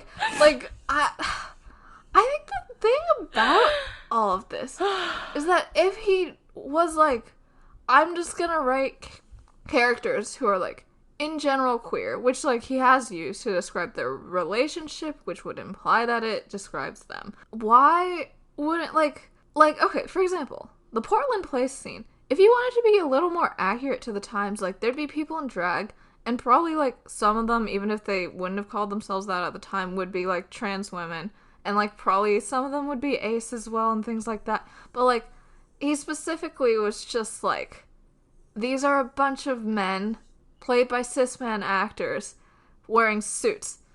If he was, Aziraphale's just generally queer, why would the only times he associates Aziraphale with queerness be, specifically about him being a gay man, or, him, connecting with gay men? This isn't even, a debate argument. It's okay, if that was your intention, you, should have showed him hanging out with more trans people or something. Yeah, if that was your intention, you did a bad job at portraying that intention. I would love if Aziraphale was shown to be canonically non-binary in the show, if that's what you're going for, and you're he wouldn't identify as gay because, his non-binariness is important to him, and, part of that is, not identifying as gay. Great, okay. Why not have him find community amongst trans people instead of just having him, at the 100 Guineas Club and then calling himself a gay man on screen? Also, I hate so much that he was he's not a gay man. I don't know. He says, people see Aziraphale as a gay man, and he's not. He's an angel? What does that even mean? What? Exactly. What does that mean? I think by that he just means, angels are inherently sexless. But, it feels weird. Because, it makes it, later when he says that they could be, aromantic or ace, which, again, great, love that. It's they wouldn't use any modern human labels for their sexuality. It's just, they wouldn't be gay men because they're sexless. It's confusing. I'm confused. You have such a limited view of gender, Neil Gaiman. He really, really does. He really hate does. That we keep on quoting. We keep on quoting this fucking TikTok that uses that as a funny thing. Yeah, it's not actually meant to be taken seriously. It's about how Taylor Swift fucking a man can be a lesbian act. It's what that TikTok is saying with that sentence. But he does Stop. Oh, man. Also, I think recently I have been more into Aziraphale being ace. But, like, he can be both. Like, both of those things could be true, but Neil Gaiman's like, no. No way. Also, like, specifically, last episode you said, like after you went onto the rant and you went, like, none of this matters in real life and blah, blah, blah. Yeah. And, like, the thing is, none of it matters in real life because we don't actually, like, have angels and humans walking around us being queer and, like, using gay blah, blah. But, like, I hate Neil Gaiman so much. It's unreal. Affecting my real life. To me in my life. So, yeah. If you didn't want him to be gay, you shouldn't have written him to be gay. That's what I think. Yeah. But your headcanon is valid. For you. The way that he goes back and forth between, like, oh, the only thing that's canon is the thing that happens on the show, and also book canon and show canon are removed from each other. But, like, he'll also just be on the internet telling everyone their headcanons are wrong. Because he has the audacity as co-author. Fuck off. Yeah. Go log out, Neil Gaiman. Fucking log out. Like, I know that I should also take this advice. But, like, he's put me in a saw trap designed for me specifically, and I will never leave. I will never cut that limb off. Well, basically, after that, Madam Tracy just explains to Shadwell that, like, no, Mr. Aziraphale, like, says that Kingdom Come is happening, and, you know, apocalypse, blah, blah, blah. Let's go talk about it. Now we go to Adam. Well, we go to God narrating and saying that Adam has started shaping reality. And the way he started shaping reality, in ways that not even Crowley had expected, is that people on the M25 start just chanting, "Hail the Great Beast, Devourer of Worlds," again and again. And then the M25 catches on fire. And then they explode and die. They all explode and die. This is like thousands of people who just died here, right? Yeah. RIP. Yeah, but I am to believe that Adam brings back everyone, like, from before all the shenanigans happen by the end of next episode, so these people will come alive. Do you think he brings Ligger back? Oh, interesting. Perhaps so. Anyway. Ligger and Haster, they'll be alive. Perhaps so. I mean, Haster's alive. You just saw him. Oh, no. Well, he got discorporated. Yeah, but he died. It's not... It wasn't holy water. He just got discorporated. Because, I mean, the way I know this is because I googled the Bentley, and it said that Adam brings back the Bentley when he brings back the world as it is. So, you know, I'm assuming that involves everyone. But if it just involves, like, the people around him at that given moment, that would suck so bad. It would suck pretty bad. I'd assume those people come back. Yeah. I'm assuming that's also how the bookshop comes back. Yeah. God says, you know, M25, a burning magical ring of fire that surrounded London. Nobody was getting in or out. Crowley had made it. Now Crowley was trapped inside it. And Crowley sees this, not happy about it. Goes, okay, well, this is my fault, but, like, come on, Tadfield. And then he pulls over onto the shoulder and starts driving. And here is where I'm going to read page 170 of my PDF of Good Omens out loud. So, basically, I did not... Oh my god, this is the optimistic part? Yeah, okay. I didn't say anything about how Book Crowley would fucking never get drunk in a pub instead of, like, being determined. But Crowley never even wanted to run away to Alpha Centauri. That was something that shit movie script Crowley wanted to do in the bad movie script where Crowley's like a terrible person who hates Earth the entire time. About Earth, yeah. Yeah, and calls Aziraphale too stupid to live. That's, yeah. So, okay, so Book Crowley, like, just imagine, never asked to run away, just, like, went home, got the call about hell, did the holy water thing, ran to Aziraphale's, saw the bookshop burning, and then got in his car and went, right? Okay. Yeah.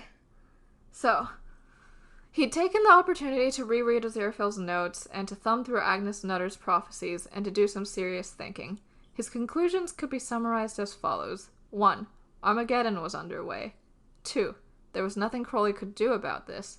3. It was going to happen in Tadfield, or to begin there at any rate. After that, it was going to happen everywhere. 4. Crowley was in Hell's bad books, not that Hell has any other kind. 5. Aziraphale was, as far as could be estimated, out of the equation. 6. All was black, gloomy, and awful. There was no light at the end of the tunnel, or if there was, it was an oncoming train. 7. He might just as well find a nice little restaurant and get completely and utterly pissed out of his mind while he waited for the world to end. 8. And yet... And that was where it all fell apart. Because underneath it all, Crowley was an optimist. If there was one rock-hard certainty that had sustained him through the bad times, he thought briefly of the 14th century, then it was utter surety that he would come out on top, that the universe would look after him. Okay, so Hell was down on him, so the world was ending, so the Cold War was over, and the Great War was starting for real. So the odds against him were higher than a vanload of hippies on a blotter full of Owsley Old Original. There was still a chance. It was all a matter of being in the right place at the right time. The right place was Tadfield. He was certain of that, partly from the book, partly from some other sense, in Crowley's mental map of the world. Tadfield was throbbing like a migraine. The right time was getting there before the end of the world. He checked his watch. He had 2 hours to get to Tadfield, although probably even the normal passage of time was pretty shaky by now. Crowley tossed the book into the passenger seat. Desperate times, desperate measures. He had maintained the Bentley without a scratch for 60 years. What the hell? He reversed suddenly, causing severe damage to the front of the red Renault 5 behind him, and drove up onto the pavement. He turned on his lights and sounded his horn. That should give any pedestrians sufficient warning that he was coming, and if they couldn't get out of the way, well, it'd all be the same in a couple of hours. Maybe. Probably. Hey-ho, said Anthony Crowley, and just drove anyway. That's my guy. Good lord. That's my fucking Good guy. Lord. But Crowley would never. But, you know, I think Show Crowley's getting close to there. So, thanks, Show Crowley. I like that so much better. Yeah. Yeah. I understand that I lost my best friend, blah, blah, blah. Right after you were, like, screaming and crying about it half an hour ago. But yes. I like this better. Yeah. I mean, could have stayed exactly the same, you know? Like, prior to this, everything could have stayed exactly the same. Girlie wanted to run away, blah, blah, blah. Drivel dies. Just take out the pub scene. Mm-hmm. Yeah, just the fact that he was just going to sit there and die until Aziraphale was like, hey, can you go to Tadfield? Like, and, like, maybe it's just because Crowley didn't have a next step because Aziraphale wouldn't tell him, but, like, she knows that Tadfield is where the Antichrist was born, like, and they sent Shadwell there, like, it's not a huge leap to just go there. Yeah, it is just, like, Aziraphale died, so now I will die. Also, like, come on. Come on. Yeah. Like, if Aziraphale died for this, yeah, might as well, Yeah. Like, if you need to make her motivations so Aziraphale-centered because you decided that you were writing a love story and that made you slightly worse at writing and more prone to character slander, then, I don't know, at least do it as, like, a this is what he was fighting for, and thus I will also thing. Ugh. Yeah. Yeah. And, okay, the worst part of it was that the pub scene was originally written to be in St. James's Park, and there wasn't going to be any alcohol, and Aziraphale was going to appear as, like, a reflection on the water. I feel like the presence of the alcohol makes it so much clearer that it's a giving up thing. Like, if Crowley was just in the park looking at the water, it could just be, like, morning, like, and then, time to think, trying to think, right? Yeah, so, like, apparently, but then it was like, oh, they couldn't film in St. James's Park at night, or whatever was the situation. So then he tried to rewrite it to be in a cafe, but they couldn't get a cafe location to film in, so then he switched it to a pub. Like, there were 2 iterations of this where Crowley had not basically completely given up, and then just because of, like, logistics, it came out this way, and that's unfortunate to me. Good fucking lord. Why'd you not send this to me prior to recording? Oh, I wanted to hear your live reaction, I guess. I suppose so. Yeah, I mean, it's the same reason I didn't talk of... Well, did you already know about the 1885 criminal law amendment thing? No. Yeah, okay, I also didn't tell you about that one, because I was like, I want to hear Gray's live reaction to this fun little historical fact. So we go to this girl who works at a call center for, like, an insurance company or something, and she, like, you know, keeps on calling people, and they keep on hanging up on her until eventually she ends up calling Anthony Cowley. Yeah. And, you know, she calls and goes, "Hello, Mr. Cowley, you know, we're calling about an accident you had."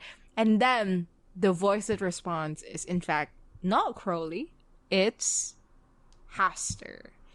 And Haster is going like, "Oh, it wasn't an accident, Lisa." And this girl, Lisa, starts being afraid, because how does this guy know my name? And Haster just goes like, "Oh, I should thank you personally for setting me free and meet your friends." And she, very afraid, goes, "I'm hanging up now."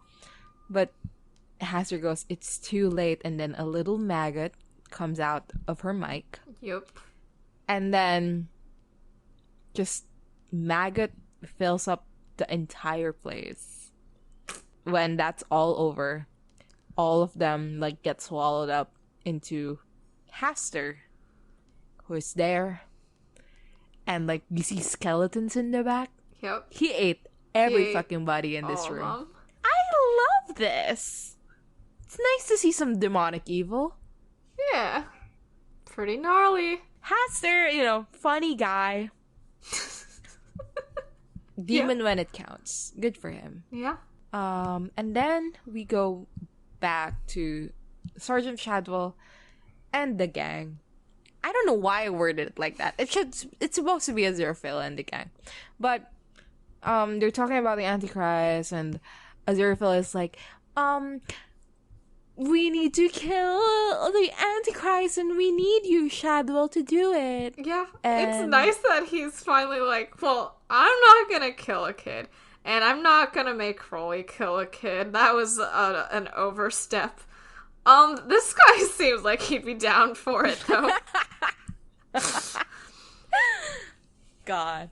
Shadwell is a bit apprehensive due to the never having killed anyone before thing. But eventually, Aziraphale is able to convince him and asks if he has weapons. Aziraphale convinces him by saying that that the Antichrist is a witch and that he's just covered in nipples. And my God. In the script, but not in the show, it says that Aziraphale is crossing his fingers under the table as he does this, which is, you know, the thing you do to yes, cancel out the fact that you're lying, which I think is so cute. Oh wait, this is the part where in the book, right, Aziraphale tells Shadwell, like, the Antichrist is more than just a witch. He's the witch. He's just about as witchy as you can get. Would he be harder to get rid of than, say, a demon? Asked Shadwell, who had begun to brighten. Not much more, said Aziraphale, who had never done other to get rid of demons than to hint to them very strongly that he, Aziraphale, had some work to be getting on with, and wasn't it getting late? And Crowley had always got the hint.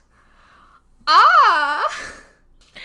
They literally hang out like weekly. Exactly! For that to even be a thing. Exactly! They really do. And like, Crowley usually tries to hang out longer, which is very cute. But he always takes the hint. Yeah, he does. He does always take the hint. That's so... this week I have become more fond of Crowley than I have ever been throughout watching Good Omens. You've sent me just Crowley in caps a lot. Yeah. I don't know. It's because of that damn fucking AMV that I watched. Which one? That, like, I came across on YouTube Shorts. What? Enchanted. I mentioned it last episode, too. Yeah, you mentioned it last episode. I honestly, I didn't. You sent it to me and I watched it, but I didn't pay that much attention to it because I just hate when videos crop that way. It made me so sad. Like, I don't know. The pining shit really gets to me, I guess. Yeah. How is he even able to handle it? I cannot imagine. Like, imagine the only person in your life who has been around as long as you are, like, who you know will be around, like, you know what I mean? Because, like, I'm sure they've had human friends, you know, like, he had Leonardo da Vinci. Yeah. And, well, were they friends? You said they were, because, like, yeah, he was talking to Crowley about the painting. But, yeah, they were getting and, drunk like, Aziraphale had, like, fucking Nostradamus and the people in the clubs and stuff. Yeah. And the thing is, like, even, like, I'm sure those were genuine connections, blah, blah, blah. But, like, when, you know, those are short bursts of time that you're with those people, and you're always aware that they're going to be gone, and you're going to be here forever and ever, way after them. And, of course, there are so many things that you can't tell them also. So, like, by virtue of that, of being a demon and an angel on Earth, and also by virtue of the agreement, like, Crowley and Aziraphale really do only have each other, and it makes me so miserable that Crowley is here, and it's like, this is the only person I can pretty much tell everything to. This one person that you have in your life that theoretically you can tell everything to. And you also still need to do this fucking dance of, like, plausible deniability. It makes me feel sick to think about it. Yeah. Wasn't he so lonely? Yeah. Crowley, weren't you so bad. lonely? I mean, yeah, I know I'm usually Team Crowley, but Aziraphale does have to do the same thing. It is similarly as hard. I feel like he has to do even more of the same thing because he feels that heaven is watching him a lot more than Crowley thinks that hell is watching her. No, but I mean, yes, I agree. But, like, I guess in my perspective, Aziraphale seems to be better at deluding himself. Yeah, isn't so much denial that it's not a sharp pain. Yes. I mean, I've said this to Crystal. Okay, we have gone on so many tangents in this episode, but whatever. Yeah. Like, in the third episode, during the Rome scene, I told Crystal in our DMs that, like, this reminds me so much of, like, that scene in Giovanni's room where they met in the bar. And, like, just not even, like, sincerely. It's just whenever there's a cute meeting scene in, like, some bar setup, the first thing that I think of, and, like, me and Crystal's shorthand, is that a term? Like, me and Crystal's shorthand for when I think, oh, this is so sweet, this is just like David and Giovanni in the bar. Like, that's just what I say, right? Healthy, so, like, yeah. When I said that, it wasn't even a sincere thing. It wasn't like I'm literally legitimately going, this is just like David and Giovanni. It's just like, oh, it's a cute bar scene, you know? And then, like, I thought about Aziraphale and Crowley some more, and I'm like, I mean, for those who are unfamiliar, Giovanni's Room, beautiful novel by James Baldwin, talks about many things, as many novels do. But something that I really like about it is how it talks about what happens when you just don't allow yourself to love sincerely, and you don't allow yourself the liberty to feel those feelings, and what it does to you and what it does to the people around you. And I guess I see Aziraphale as that, as like the one who has to be like, oh, but I'm not of liberty to feel this way. And Crowley feels more of the, collateral damage. I guess to be fair, I've only watched season 1 up till season 1 episode 5, and this is all just happening in my imagination. Yeah. But do you understand what I'm trying to say? Yeah, I do. Good fucking Lord. How did Crowley do it? How'd you do it, Crowley? How'd you do it? I think the love built gradually. They were able to, like, have breakups and not see each other for thousands of years. That's true. And I don't think that it was, like, sickening, pining the whole time or whatever the fuck.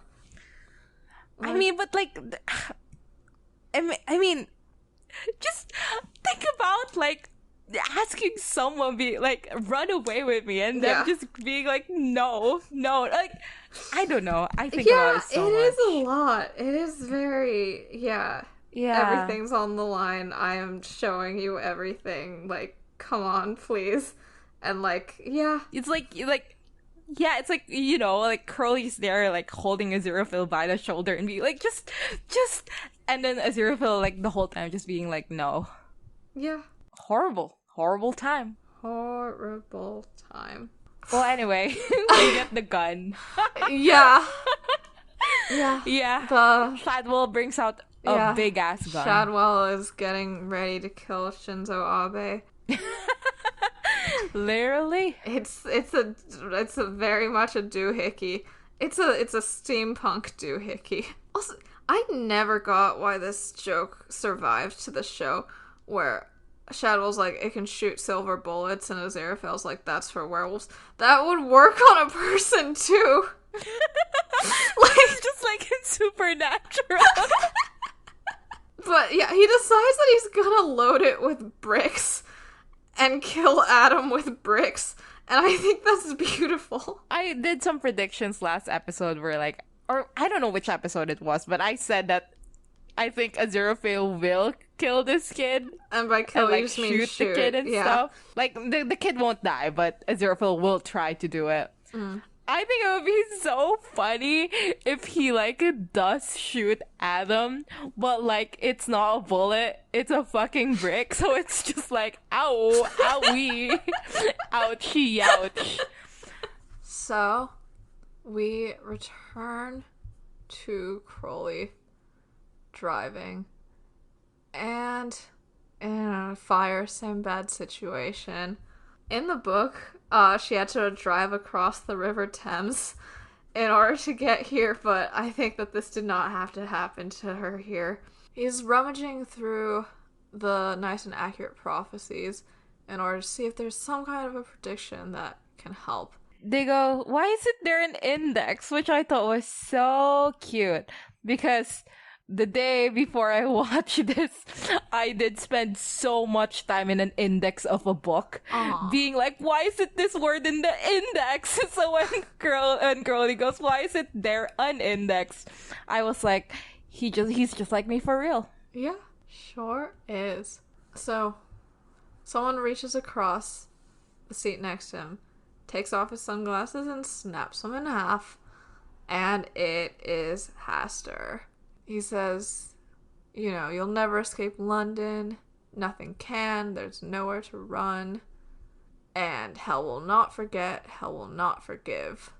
You're, like, done. Everything's over. You're not going to get across that. Crowley puts in a Mozart CD that has been in here for less than a fortnight, I suppose, because it remains Mozart. And I think the idea is that the 2-week mark hits when he's driving across, so it turns into Queen. Oh, that's so fun. Yeah. He goes, let's find out. Wait, and then all of Haster's like bravado just completely falls out, and it's like, what's happening? Why are you running? Stop doing this! And I think it's so, like you said last episode, that the Haster's actor is so wonderful, but like he really is. Yeah.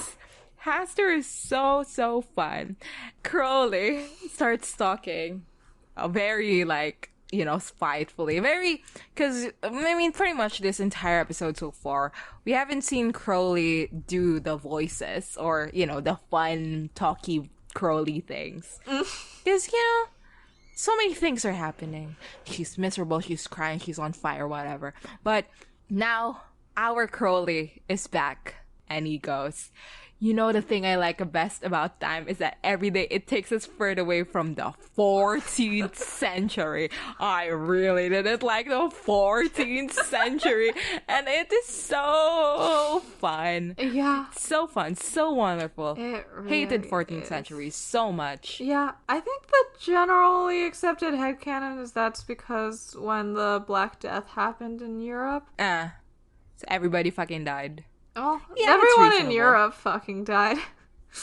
I feel like everyone else was doing alright.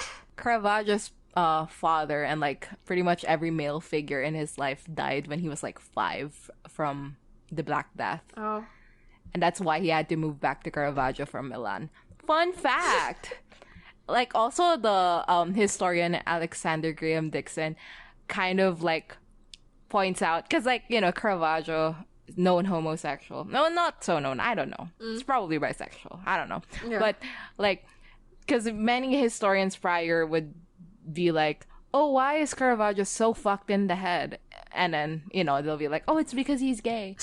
And, like, basically Alexander Graham Dixon goes, probably not that. Probably because everybody in his life fucking died when he was 5. Yeah, so. that sounds about fact. right. Yeah. Hated the fucking 14th century. And he's like, he's just stalking up people. He's like, people are so clever. They invented cars. They didn't have cars in the 14th century. And then, like, beside him, Haster is just fucking freaking the fuck out because they are now in the fire. Like, Crowley is just driving right into the M25. Well, I'm in love with my car starts playing. Oh, yeah. And Haster discorporates. But Crowley going strong, baby. Yeah. And the explanation given here is that Crowley is currently imagining the car to be just fine and fully functional despite all the burning everything. And yeah. So power of the mind, baby. Yeah. Power of the positive thinking. Yeah.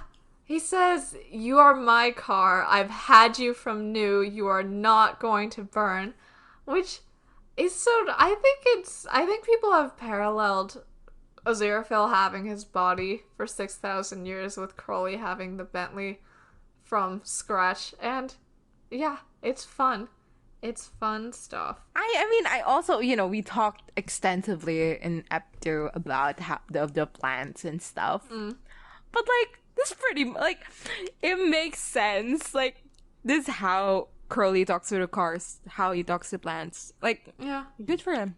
Good for him. Oh, also, like, the eyes. Like, when Haster first appears, they're like, circle of yellow and white around. Yeah. And now they're completely yellow again. Which, is the idea covering up the entire eye socket. The idea is that he always has to use a little bit of effort to, like, keep the yellow within like a circle iris, and then when he's focusing on other things it just goes full yellow mode. Or you know what, I'm gonna look up snake eyes. How does it work? Maybe it's just like what you call it when your eyes do the expandy thing to get more light. Dilating. Yes, maybe it's just doing that. And that includes the iris changing? No, that's why I'm Googling how the snake eyes work. Are you sure not a single person has done this analysis? Probably. I just don't remember. I don't think it works like that. Don't think it works like that. It's just a fun visual to have. Yeah, I think it makes him look more stressed or whatever. That's... Also, you know what? I was looking at my cat Sumo the other day. Yeah. And Sumo has pretty much the same color eyes as Crowley. Aww. And now, every time I look at Crowley's eyes, I'm like, oh my god, just like my cat Sumo. Literally. I think Crowley may well be a cat named Sumo. So, we cut to, like, outside, the other end of the M25, and there's, like, traffic people, something there. Yeah. And they're like, nothing's gonna make it through, and then the Bentley comes charging through the ring of fire, and Crowley zooms past them and waves. Looks ecstatic, too. Yeah. Having a great time. I mean, it's so fun to see Crowley from here on out, this episode, because since episode 3, I suppose, Crowley has kind of lost a bit of the, cool swagger that she usually possesses due to all the stress that is on her shoulders. But now, I feel like, I don't know, he's realizing that, like, maybe it will work out. Or, like, just putting his mind into it as, like, well, it better, like, how he thinks of the car as, like, you will not fail me. And now she's also thinking, like, this world will not fail me. Yeah. And that fun, cool swagger is back, and I enjoy it so much. Yeah. And also, she said before driving into the fire, if you're gonna go with style. So I think that's part of it, too. Yeah. Like, well, maybe so. And even if it doesn't work out, at least I'll look hot as hell doing it. We've returned to Adam and the them. He's starting to feel a little bad about taking away their voices, but he still, like, shoots up really high into the air above all the trees and shouts for the 4 horsemen to come to him. He tells all his friends that they're gonna have a great time because he's gonna let them rule the world, and he divides up the continents between all of them. And he does so that there's, like, everyone else gets all of the world. Pepper, who's had her voice returned to her, goes quite scathingly, but what about you, Adam? What bit are you going to have? And he says, like, well, I'll just be here. Same as always. And I don't want to go anywhere else. But the kids are like, well, this is also our hogback wood, and we don't want to go anywhere. And Adam starts pressing them more. Pepper goes like, oh, like, if we don't do what you say, like, what are you gonna do? Like, we already are frozen here. We can't leave. And Wensley goes, actually, he could kill us. Adam reacts to this in a bit of like a, huh? What? way, but like it's not enough yet. He goes, okay, I've unfrozen you. You can go wherever you want. You can talk. Go ahead. Whatever. I don't care. All the kids leave. And Dog leaves with them. Adam starts floating after them. And they keep telling him, like, hey, go away. Like, we're not your friends anymore. We don't like you. The voices are trying to tell him to let them go. And that it doesn't matter. But no, he continues chasing them. He's very angry because he wants Dog back. Pepper goes, he's not your dog. He's his own dog, and I don't think he likes you anymore. Wensley says the first sentence the character has ever said without actually preceding it, which is, you're really scary, and you aren't our friend. Which, good for him. Wait, what do you mean the first? Every time, no, haven't you noticed Wensley's, verbal tick is that he says actually in all of his sentences? Ah. Like, when all of them are going, he's, the one who goes, actually, yes, I'm, leaving also. So this is, the first time that he hasn't done it. Brian gets to make a good point that, oh, you're just gonna destroy the entire world because some adults fucked it up? That's a reason to fix it, not destroy it. The power of rejection saves the day? Yeah. I mean, here's the thing. Like, I said episode 1, right? Yeah. Like, power of friendship, or episode whatever. Power of friendship will save the day. But really, it's... I mean, when I was thinking that, I was thinking, oh, Adam's friends and family and whatnot will love like, him so much. We love you. And they'll be, yeah, we please be you. not a bad person. Not we accept you, but like, you know. Yeah. We know you're better than this or whatever. Yeah. But like, really, it's them being like, well, you're horrible for this. And Adam, like, it's not that they love Adam so much that Adam decides to be better. It's that Adam loves them so much he decides to be better. Yeah. Which I quite like. Yeah. I guess. I agree. It's more interesting than the other way around. Yeah, I like the line where when they're going, we aren't your friends anymore. And Adam goes like, I don't care. like when they go, we don't like you. Adam goes, I don't care.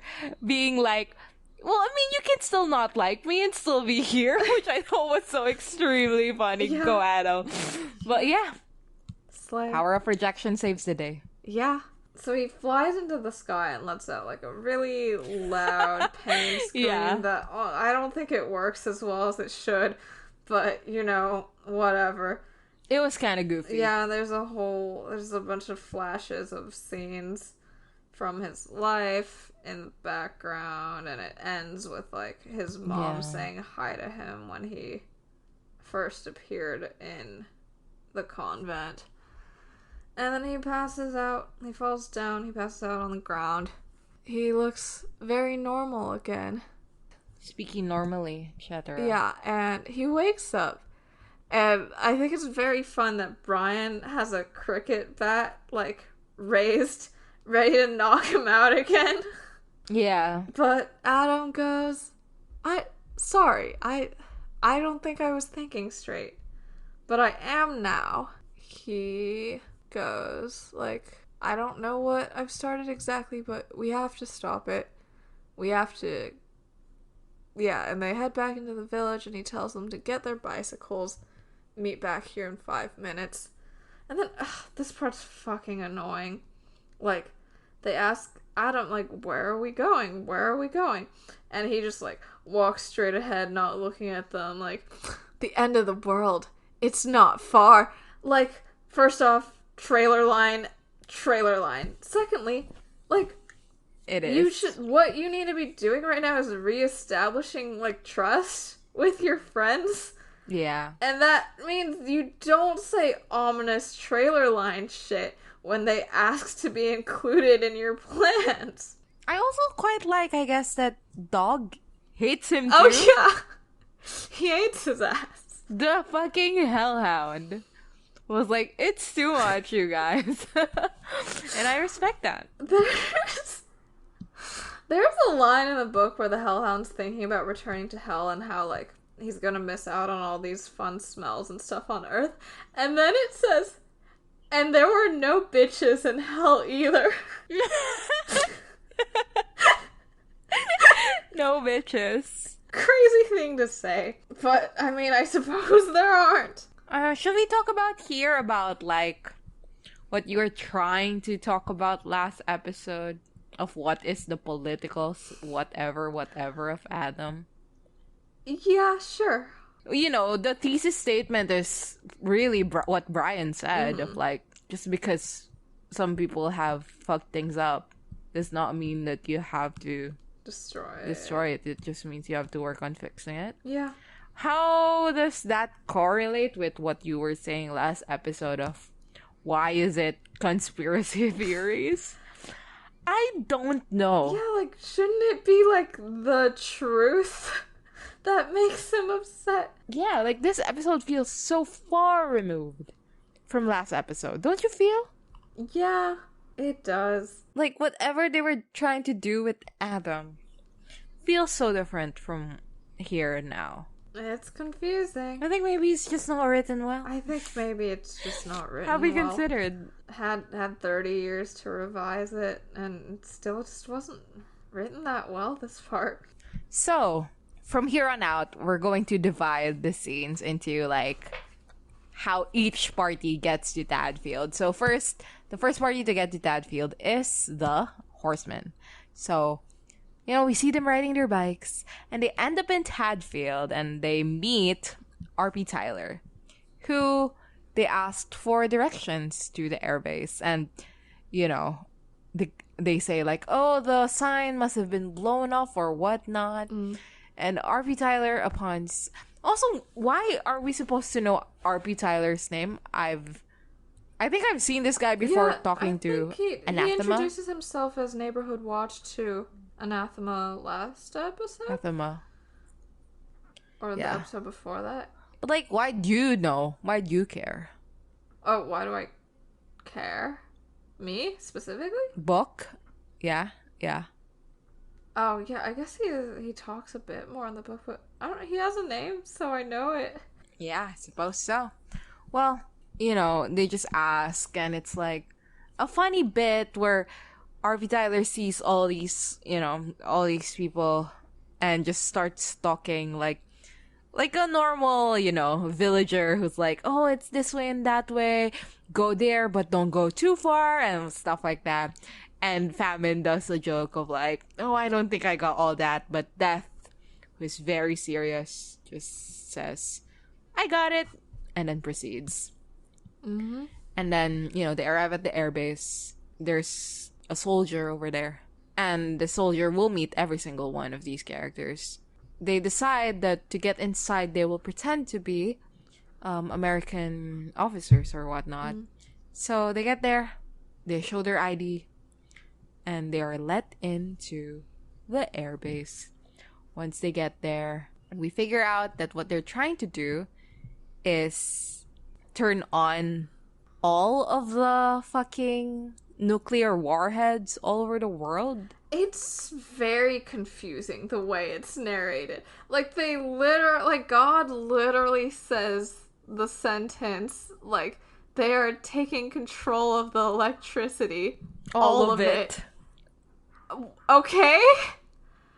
Well, it's not the electricity that changes what happens on the computer. Like, that's the computer's internal architecture? Like, the power source does not do anything? While this was happening, we see all of the lights in the world turn off. Yeah. So, like, they're taking control of the electricity of the world. But they're also doing a completely unrelated thing. Yeah. Cool. Yeah. And, when they get into the computer room, there's a bunch of soldiers there. And a guy, like, asks for a screwdriver. Death gives the guy a screwdriver. And then, like, they notice that, oh, what the fuck are these weird people here? And then everybody collapses to the ground, which is a parallel to something that happens later with Adam. They have, like, conversations about, like, how war is like, oh, the world will be at war.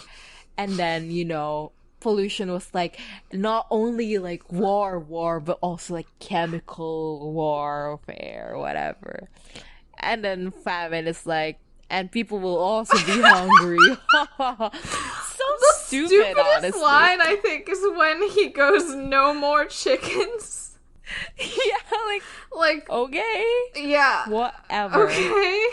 And then we have all over the world, like, I think what they show is the US and Russia, right? Specifically. Mm-hmm. All of their nuclear weapons being turned on, activated, and about to shoot out and kill everyone and everyone else. The next people to get there are Anathema. So, basically, Newt says if we just pick a random prophecy, it should help us find where to go. And the one that they pick out says something about, like, a place where the metal bird lands no more, or whatever the fuck. And they realize that it has to be at Tadfield Air Base, and that the communication stuff in there can be used for evil. Yeah. Also, I guess at this point I looked up, like, U.S. military bases overseas, because I know there were some in the Philippines, and I know from here that there are some in the UK. But apparently there's 85 countries that contain U.S. military bases outside of the U.S. There's only 20 countries in the whole Wikipedia page that have foreign military bases and or have military bases located overseas. And the US has them in 85 countries. The one with the second most countries to that is the UK with 32. So the US really really loves having military bases in other countries. They drive over to the airbase and they circle around behind it. Newt's freaking out about how he's gonna get shot, jailed, and waterboarded by the soldiers there. And the prophecy that leads them forward says, "Behind the eagle's nest, a great ash hath fallen." And yeah, an ash tree fell over and knocked out part of the fence. So they get in through there. In the book, they still did run across a few guards. But I'm glad that they didn't here, cause okay, the two places where they run across guards. First one, they run into one that Anathema knows because she met him at the pub or something earlier, and it goes, a guard was sitting on it smoking a cigarette. He was black. Newt always felt guilty in the presence of black Americans in case they blamed him for 200 years of slave trading.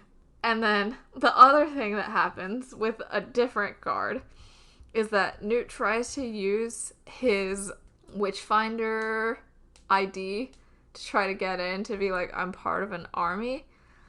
And remember how when Anathema saw his ID earlier, she was like, oh, it says that you should be able to get all the dry kindling that you ask for. So the point of that was to set up a joke with the other definition of the word faggot. It goes, oh my god. Finally, the guard's probing intellect found a word he thought he recognized. What's this here, he said suspiciously, about us got to give you faggots? Oh, we have to have them, said Newt. We burn them. Say what? We burn them. The guard's face broadened into a grin. And they told him England was soft. Right on, he said. Okay. Yeah. What is this? Yeah. Well, I mean, it is British. It is British. It is so British. I don't know. I think it's just a joke about what? it being, well, no, I mean, the British use is for cigarettes. I think the joke is just that the yes. Witchfinder's army is so old that it uses outdated language about dry kindling. Yeah. But you can't keep doing this in your book, Neil Gaiman, and then refusing to let anyone be actually gay. Except for, I guess, the daughter or granddaughter of Mrs. Amarant, who's a lesbian, but that's alright these days. At least he took it out. But it was in the radio show. In 2015, baby. Yeah. Yeah, the last time when I said that faggot was in the radio show, they didn't have the birthday scene. They had this scene for their honorary f-slur scene of the radio show. And then they start heading inside. Newt says some dumb thing about how oh, good job, Dick Turpin. And Anathema's like, you really do call your car that? I bet you're hoping one day someone's gonna ask you why. And she steps closer, and then she does not ask him why. So, at least there's that. And she starts, moving forward with determination. And the script describes her as, this is, the witchiest that she has to get. She points out the direction for them to go.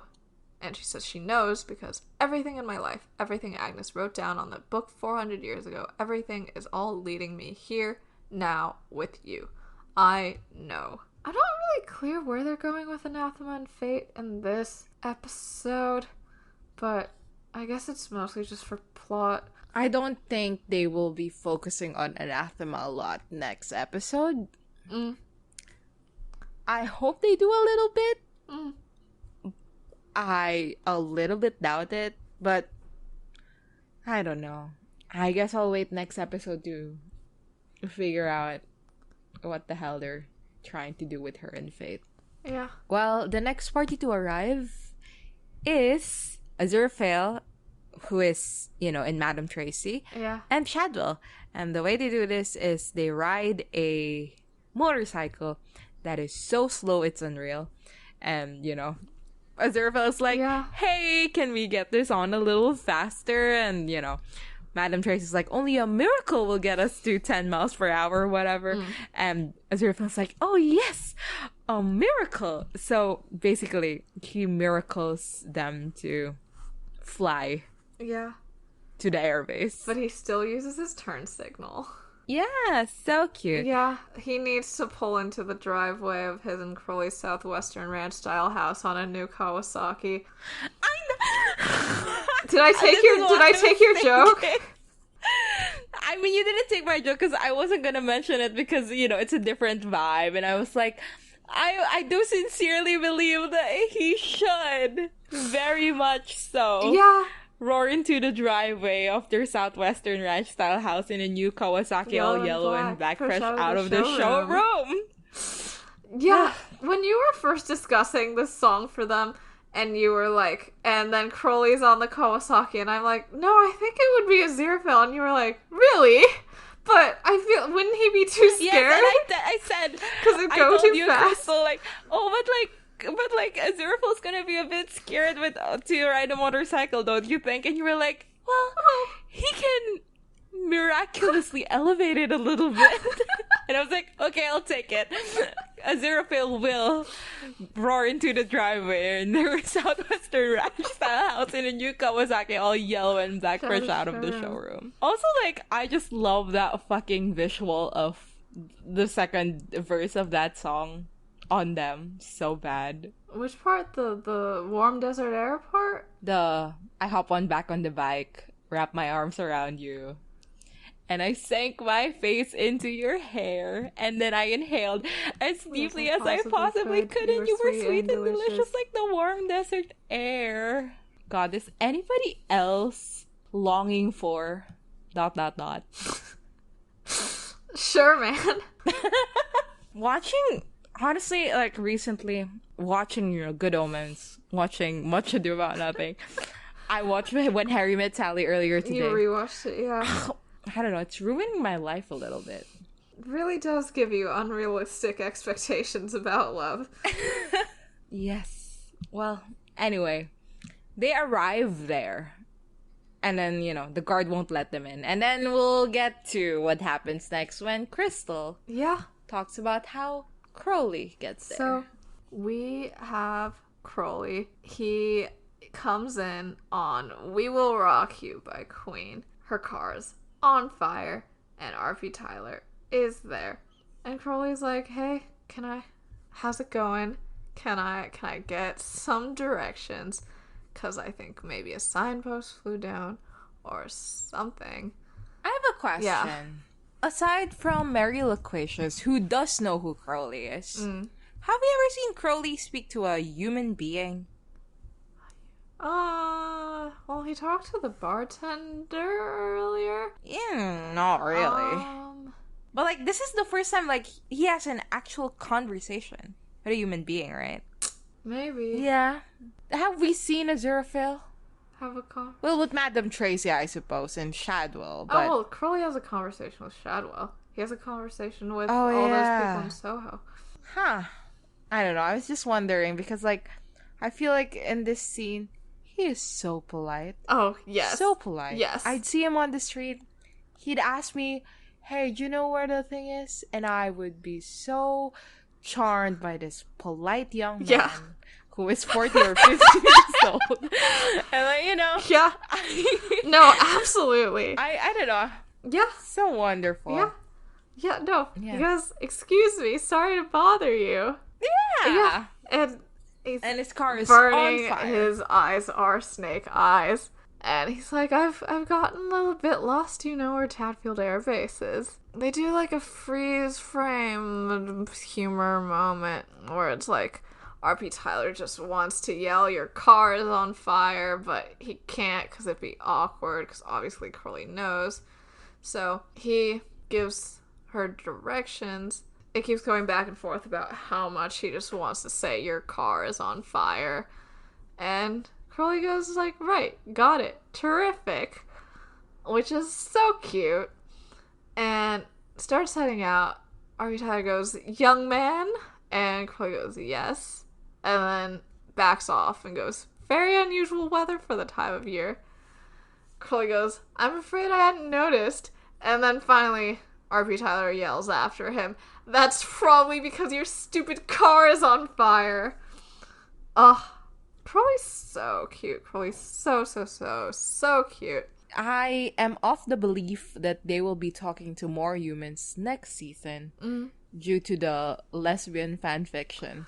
Ugh, I hate the Neil shipper Gaiman. lesbians. I hate Neil Gaiman. Basically, at the airbase. Wait, did you already talk about how the guard wouldn't let Madame Tracy and Shuttle in? The guard isn't letting them in. Aziraphale and Madame Tracy are interrupting each other, and not helping. And then the Bentley pulls around the corner, on fire. Bohemian Rhapsody is blaring, and it's the So You Think You Can... Sorry. It's the So You Think You Can Stone Me and Spit in My Eye part. And Crowley comes out and goes, you wouldn't get that sort of performance out of a modern car. She is a bit more of a loser fail girl in the script, because she's supposed to fall down when she gets out and then have to get up again. But here he's just cool. Aziraphale's voice is sort of shaky, hopeful, happy when he goes Crowley. And Crowley goes, hey Aziraphale, I see you found a ride. Nice dress. Suits you. And Aziraphale's quite flattered, he does ah. Or I couldn't tell if that was Aziraphale voice or Madame Tracy voice. I think it was Aziraphale voice. No, it's Aziraphale voice. Yeah. God bless. Yeah. Aziraphale goes, this young man won't let us in. And the Crowley, just super cool swag guy, just turns and goes, leave it to me. And then goes up to the guard and goes, Army human. Army human, my friend and I have come a long way. And then, Yeah. Adam and them show up. Mm-hmm. We skip the scene with Adam and friends where they are talking to RP Tyler too. Yeah. It doesn't matter. Yeah. But it happens. Mm-hmm. The whole, we're going to the airbase. If that's alright with you. We wouldn't go to the airbase if it wasn't alright with you. Just them snarking off at him because he's being annoying. Yeah, they get the gate open through the power of Adam's mind and ride in with their bikes. Speaking of bikes, did you notice that Adam has a bike with a basket and he has put dog inside of the basket. Dog's in it. Yeah, which is very cute. Mm-hmm. And then you see Pepper's bike and it doesn't have a basket. And you recall in episode 1 when she was complaining about how she got a bike and it was a girl's bike with a basket and she hated it. Yeah. So, I guess the implication is that they swapped bikes, which is nice. That's sweet. Yeah. I like that. Yeah. Adam is now inside the base. And they're just, all 4 of them are just standing in front of the building where the, what's it? Communications? Where the grown-ups. Yeah. Where the horsemen are. And there's some choice imagery with the bikes and the parking where it's they parked the same way the horsemen parked and all that. And it's it's the horsemen are on motorbikes and they're on regular bikes. Yeah. There's Adam's there and they're all looking up at the thing and Pepper asks do you know these people? Are they grown-ups? And Adam just goes, yeah, they're grown-ups, which I find, I don't know, I like that question. Are they grown-ups? And they are. Yeah. So, suddenly a bunch of military personnel come out and are like pointing guns at these kids and asking them what the hell they're thinking, this military property.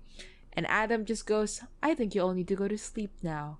They all collapse on the floor, which, as I've said earlier, is a parallel to the whole death making everyone die. Yeah. Adam shouts, I'm here! And the horsemen, go, oh, he's here. Everything ends now. Time is over. Yep. That's the episode. That's the end of the episode. When it ended, I felt the same way I felt when I watched, what is it, Across the Spider-Verse? And I, because, for some reason, I didn't realize that it wasn't gonna start this episode.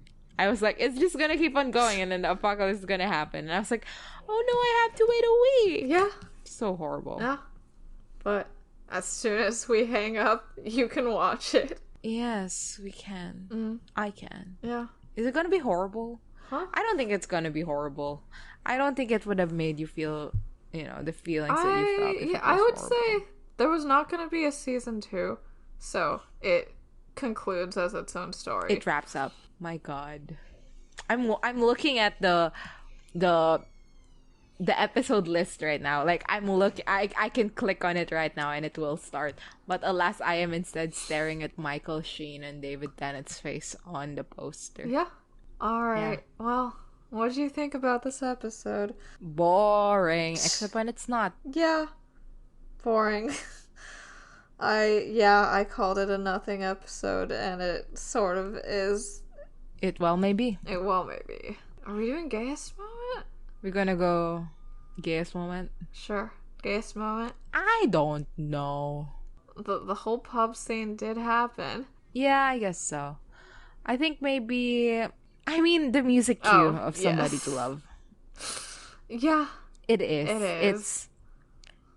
It's the corniest, tackiest, gayest thing to happen this episode. Sure is. I think I really liked the music cue when Crowley got hit with that hose. Yeah, I feel like it is very clearly the, all is lost, blah, blah, blah sort of thing. Yeah. And it's because they're in WoW. Most transgender moment. Huh. It's weird because Aziraphale possesses a woman this episode. And it's not trans but I don't feel like that is. Not at all. Yeah. 0. Trans in the Tumblr. Shut up! You know what? The M25 was transgender in the Tumblr. It transformed and from being not on fire to on fire. The M25 is transgender for not being the Odegra in the first draft and then being the Odegra when it was finally built. Literally. I think Crowley was very trans for driving across the M25 while on fire and holding everything together with the power of his imagination. I don't have a reason. I just think it was really trans of him. I think Crowley going "Leave it to me" was very transgender too. Real. Predictions. Yeah, it's the last shot you have. Any new ones? Any ones you want to take back or revise? No, I still want Aziraphale to shoot that kid so bad. With a brick, even. With a brick, yeah. In the page where I watch... in the completely legal site where I watch Good Omens, there's a cast list, and the cast list goes like this. Michael Sheen, David Tennant, John Hamm, Michael McKean, Benedict Cumberbatch. Why is he that high up? I don't know. I don't know who Michael McKean is. Oh, he plays Shadwell. I know the first three, and then Michael McKean, and then I was like, Benedict Cumberbatch? What role does he play? And I asked Crystal this, and Crystal goes, he doesn't show up yet. And I was like, is he gonna be Satan? And Crystal goes, So yeah, I think Benedict Cumberbatch is gonna be Satan so bad it's unreal. That's my only prediction. Yeah. Well, I guess also that Satan will show up, which, I mean, yeah. Yeah. What else can I predict? I don't know. They're gonna be... I mean, it's gonna end with a... What's the bird that you keep on fucking talking about? The nightingale. The nightingale. It's gonna end with a scene where there are nightingales singing or whatever. Which I assume is a good memory because Crowley brings it up when they have divorce. So. Yeah. Well. Yeah, those are my predictions. Great. Personal rating? Great. 6 out of 10. 5.5. 6. 5.5. Don't know. I'll go with 6. Yeah, I mean... yeah, no, I need to leave the 5s and under for season 2. 6. That's it for this week's episode of Rubbish and Probably a Podcast. Next time, we will be talking about season 1, episode 6, the first day of the rest of their lives. Did I get that one? No, it's the very last day. The very last day of the rest of their lives. Which is an interesting title. Yeah. Leave us a rating or a review wherever you get your podcasts. Follow us on social media. We interact through the account set up for Supernatural Commentary Podcast, Busty Asian Beauty. So catch us on Tumblr. We are at bustyasianbeautiespot.tumblr.com and email us at bustyasianbeautiespot@gmail.com. I would like to say that we have been receiving quite a lot of asks and emails and stuff and responses, and it's so wonderful. It makes us so happy. Thank you so much for listening to us and for interacting with us on our social medias. Yeah. And thanks to everyone who's donated to our Ko-fi at ko-fi.com/bustyasianbeautiespod. See you guys next time. Bye! Bye!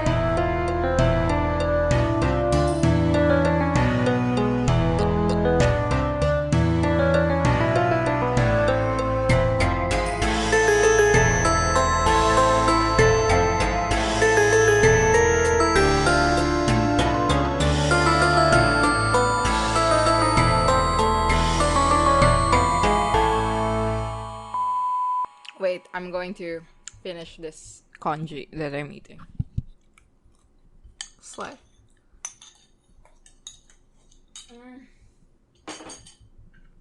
You know, this congee has century egg. Oh, hell yeah. Wait, does it also have, like, pork in it? No, mushrooms. Mushrooms and century egg. Okay, good combo. Century egg is so wonderful.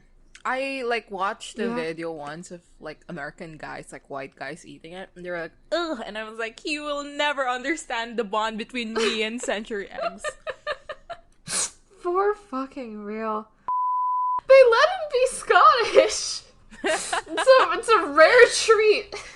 Like, your only two choices are Much Ado About Nothing 2011 or DuckTales. What other pieces of media is David Tennant? I think he's Scottish and Broadchurch. Broadchurch. I've been meaning to watch it, but probably not. I mean, it is a cop show. Is that it? Oh, I mean, I've not touched, like, the majority of his repertoire, so I wouldn't know. Yeah, that's true. Scrolling through the David Tennant IMDb or whatnot, the thing that I found most fascinating is that he's in the Adele Night to Remember. Yes, the as an audience member. As an audience member of the Adele concert. And I love it so, so much. Well, maybe he's Scottish in the Love's Labour's Lost that's in a fucking archive in London. And one day I will go there and I will take it for the world to be able to see. You guys will not believe the amount of, like, me asking people to email libraries to get specific archived David Tennant. And the David Tennant Romeo and Juliet, please. If anyone give it to us, you guys. If anyone's an employee I forgot the library, but the whatever archive holds everything that the Royal Shakespeare Company films, like, for, like, their own personal keeping. If you just want to leak that over my way, I'm here. If you want to send it to us through email at bustyasianbeautiespot@gmail.com, we would be very happy. Yeah. Just a thought.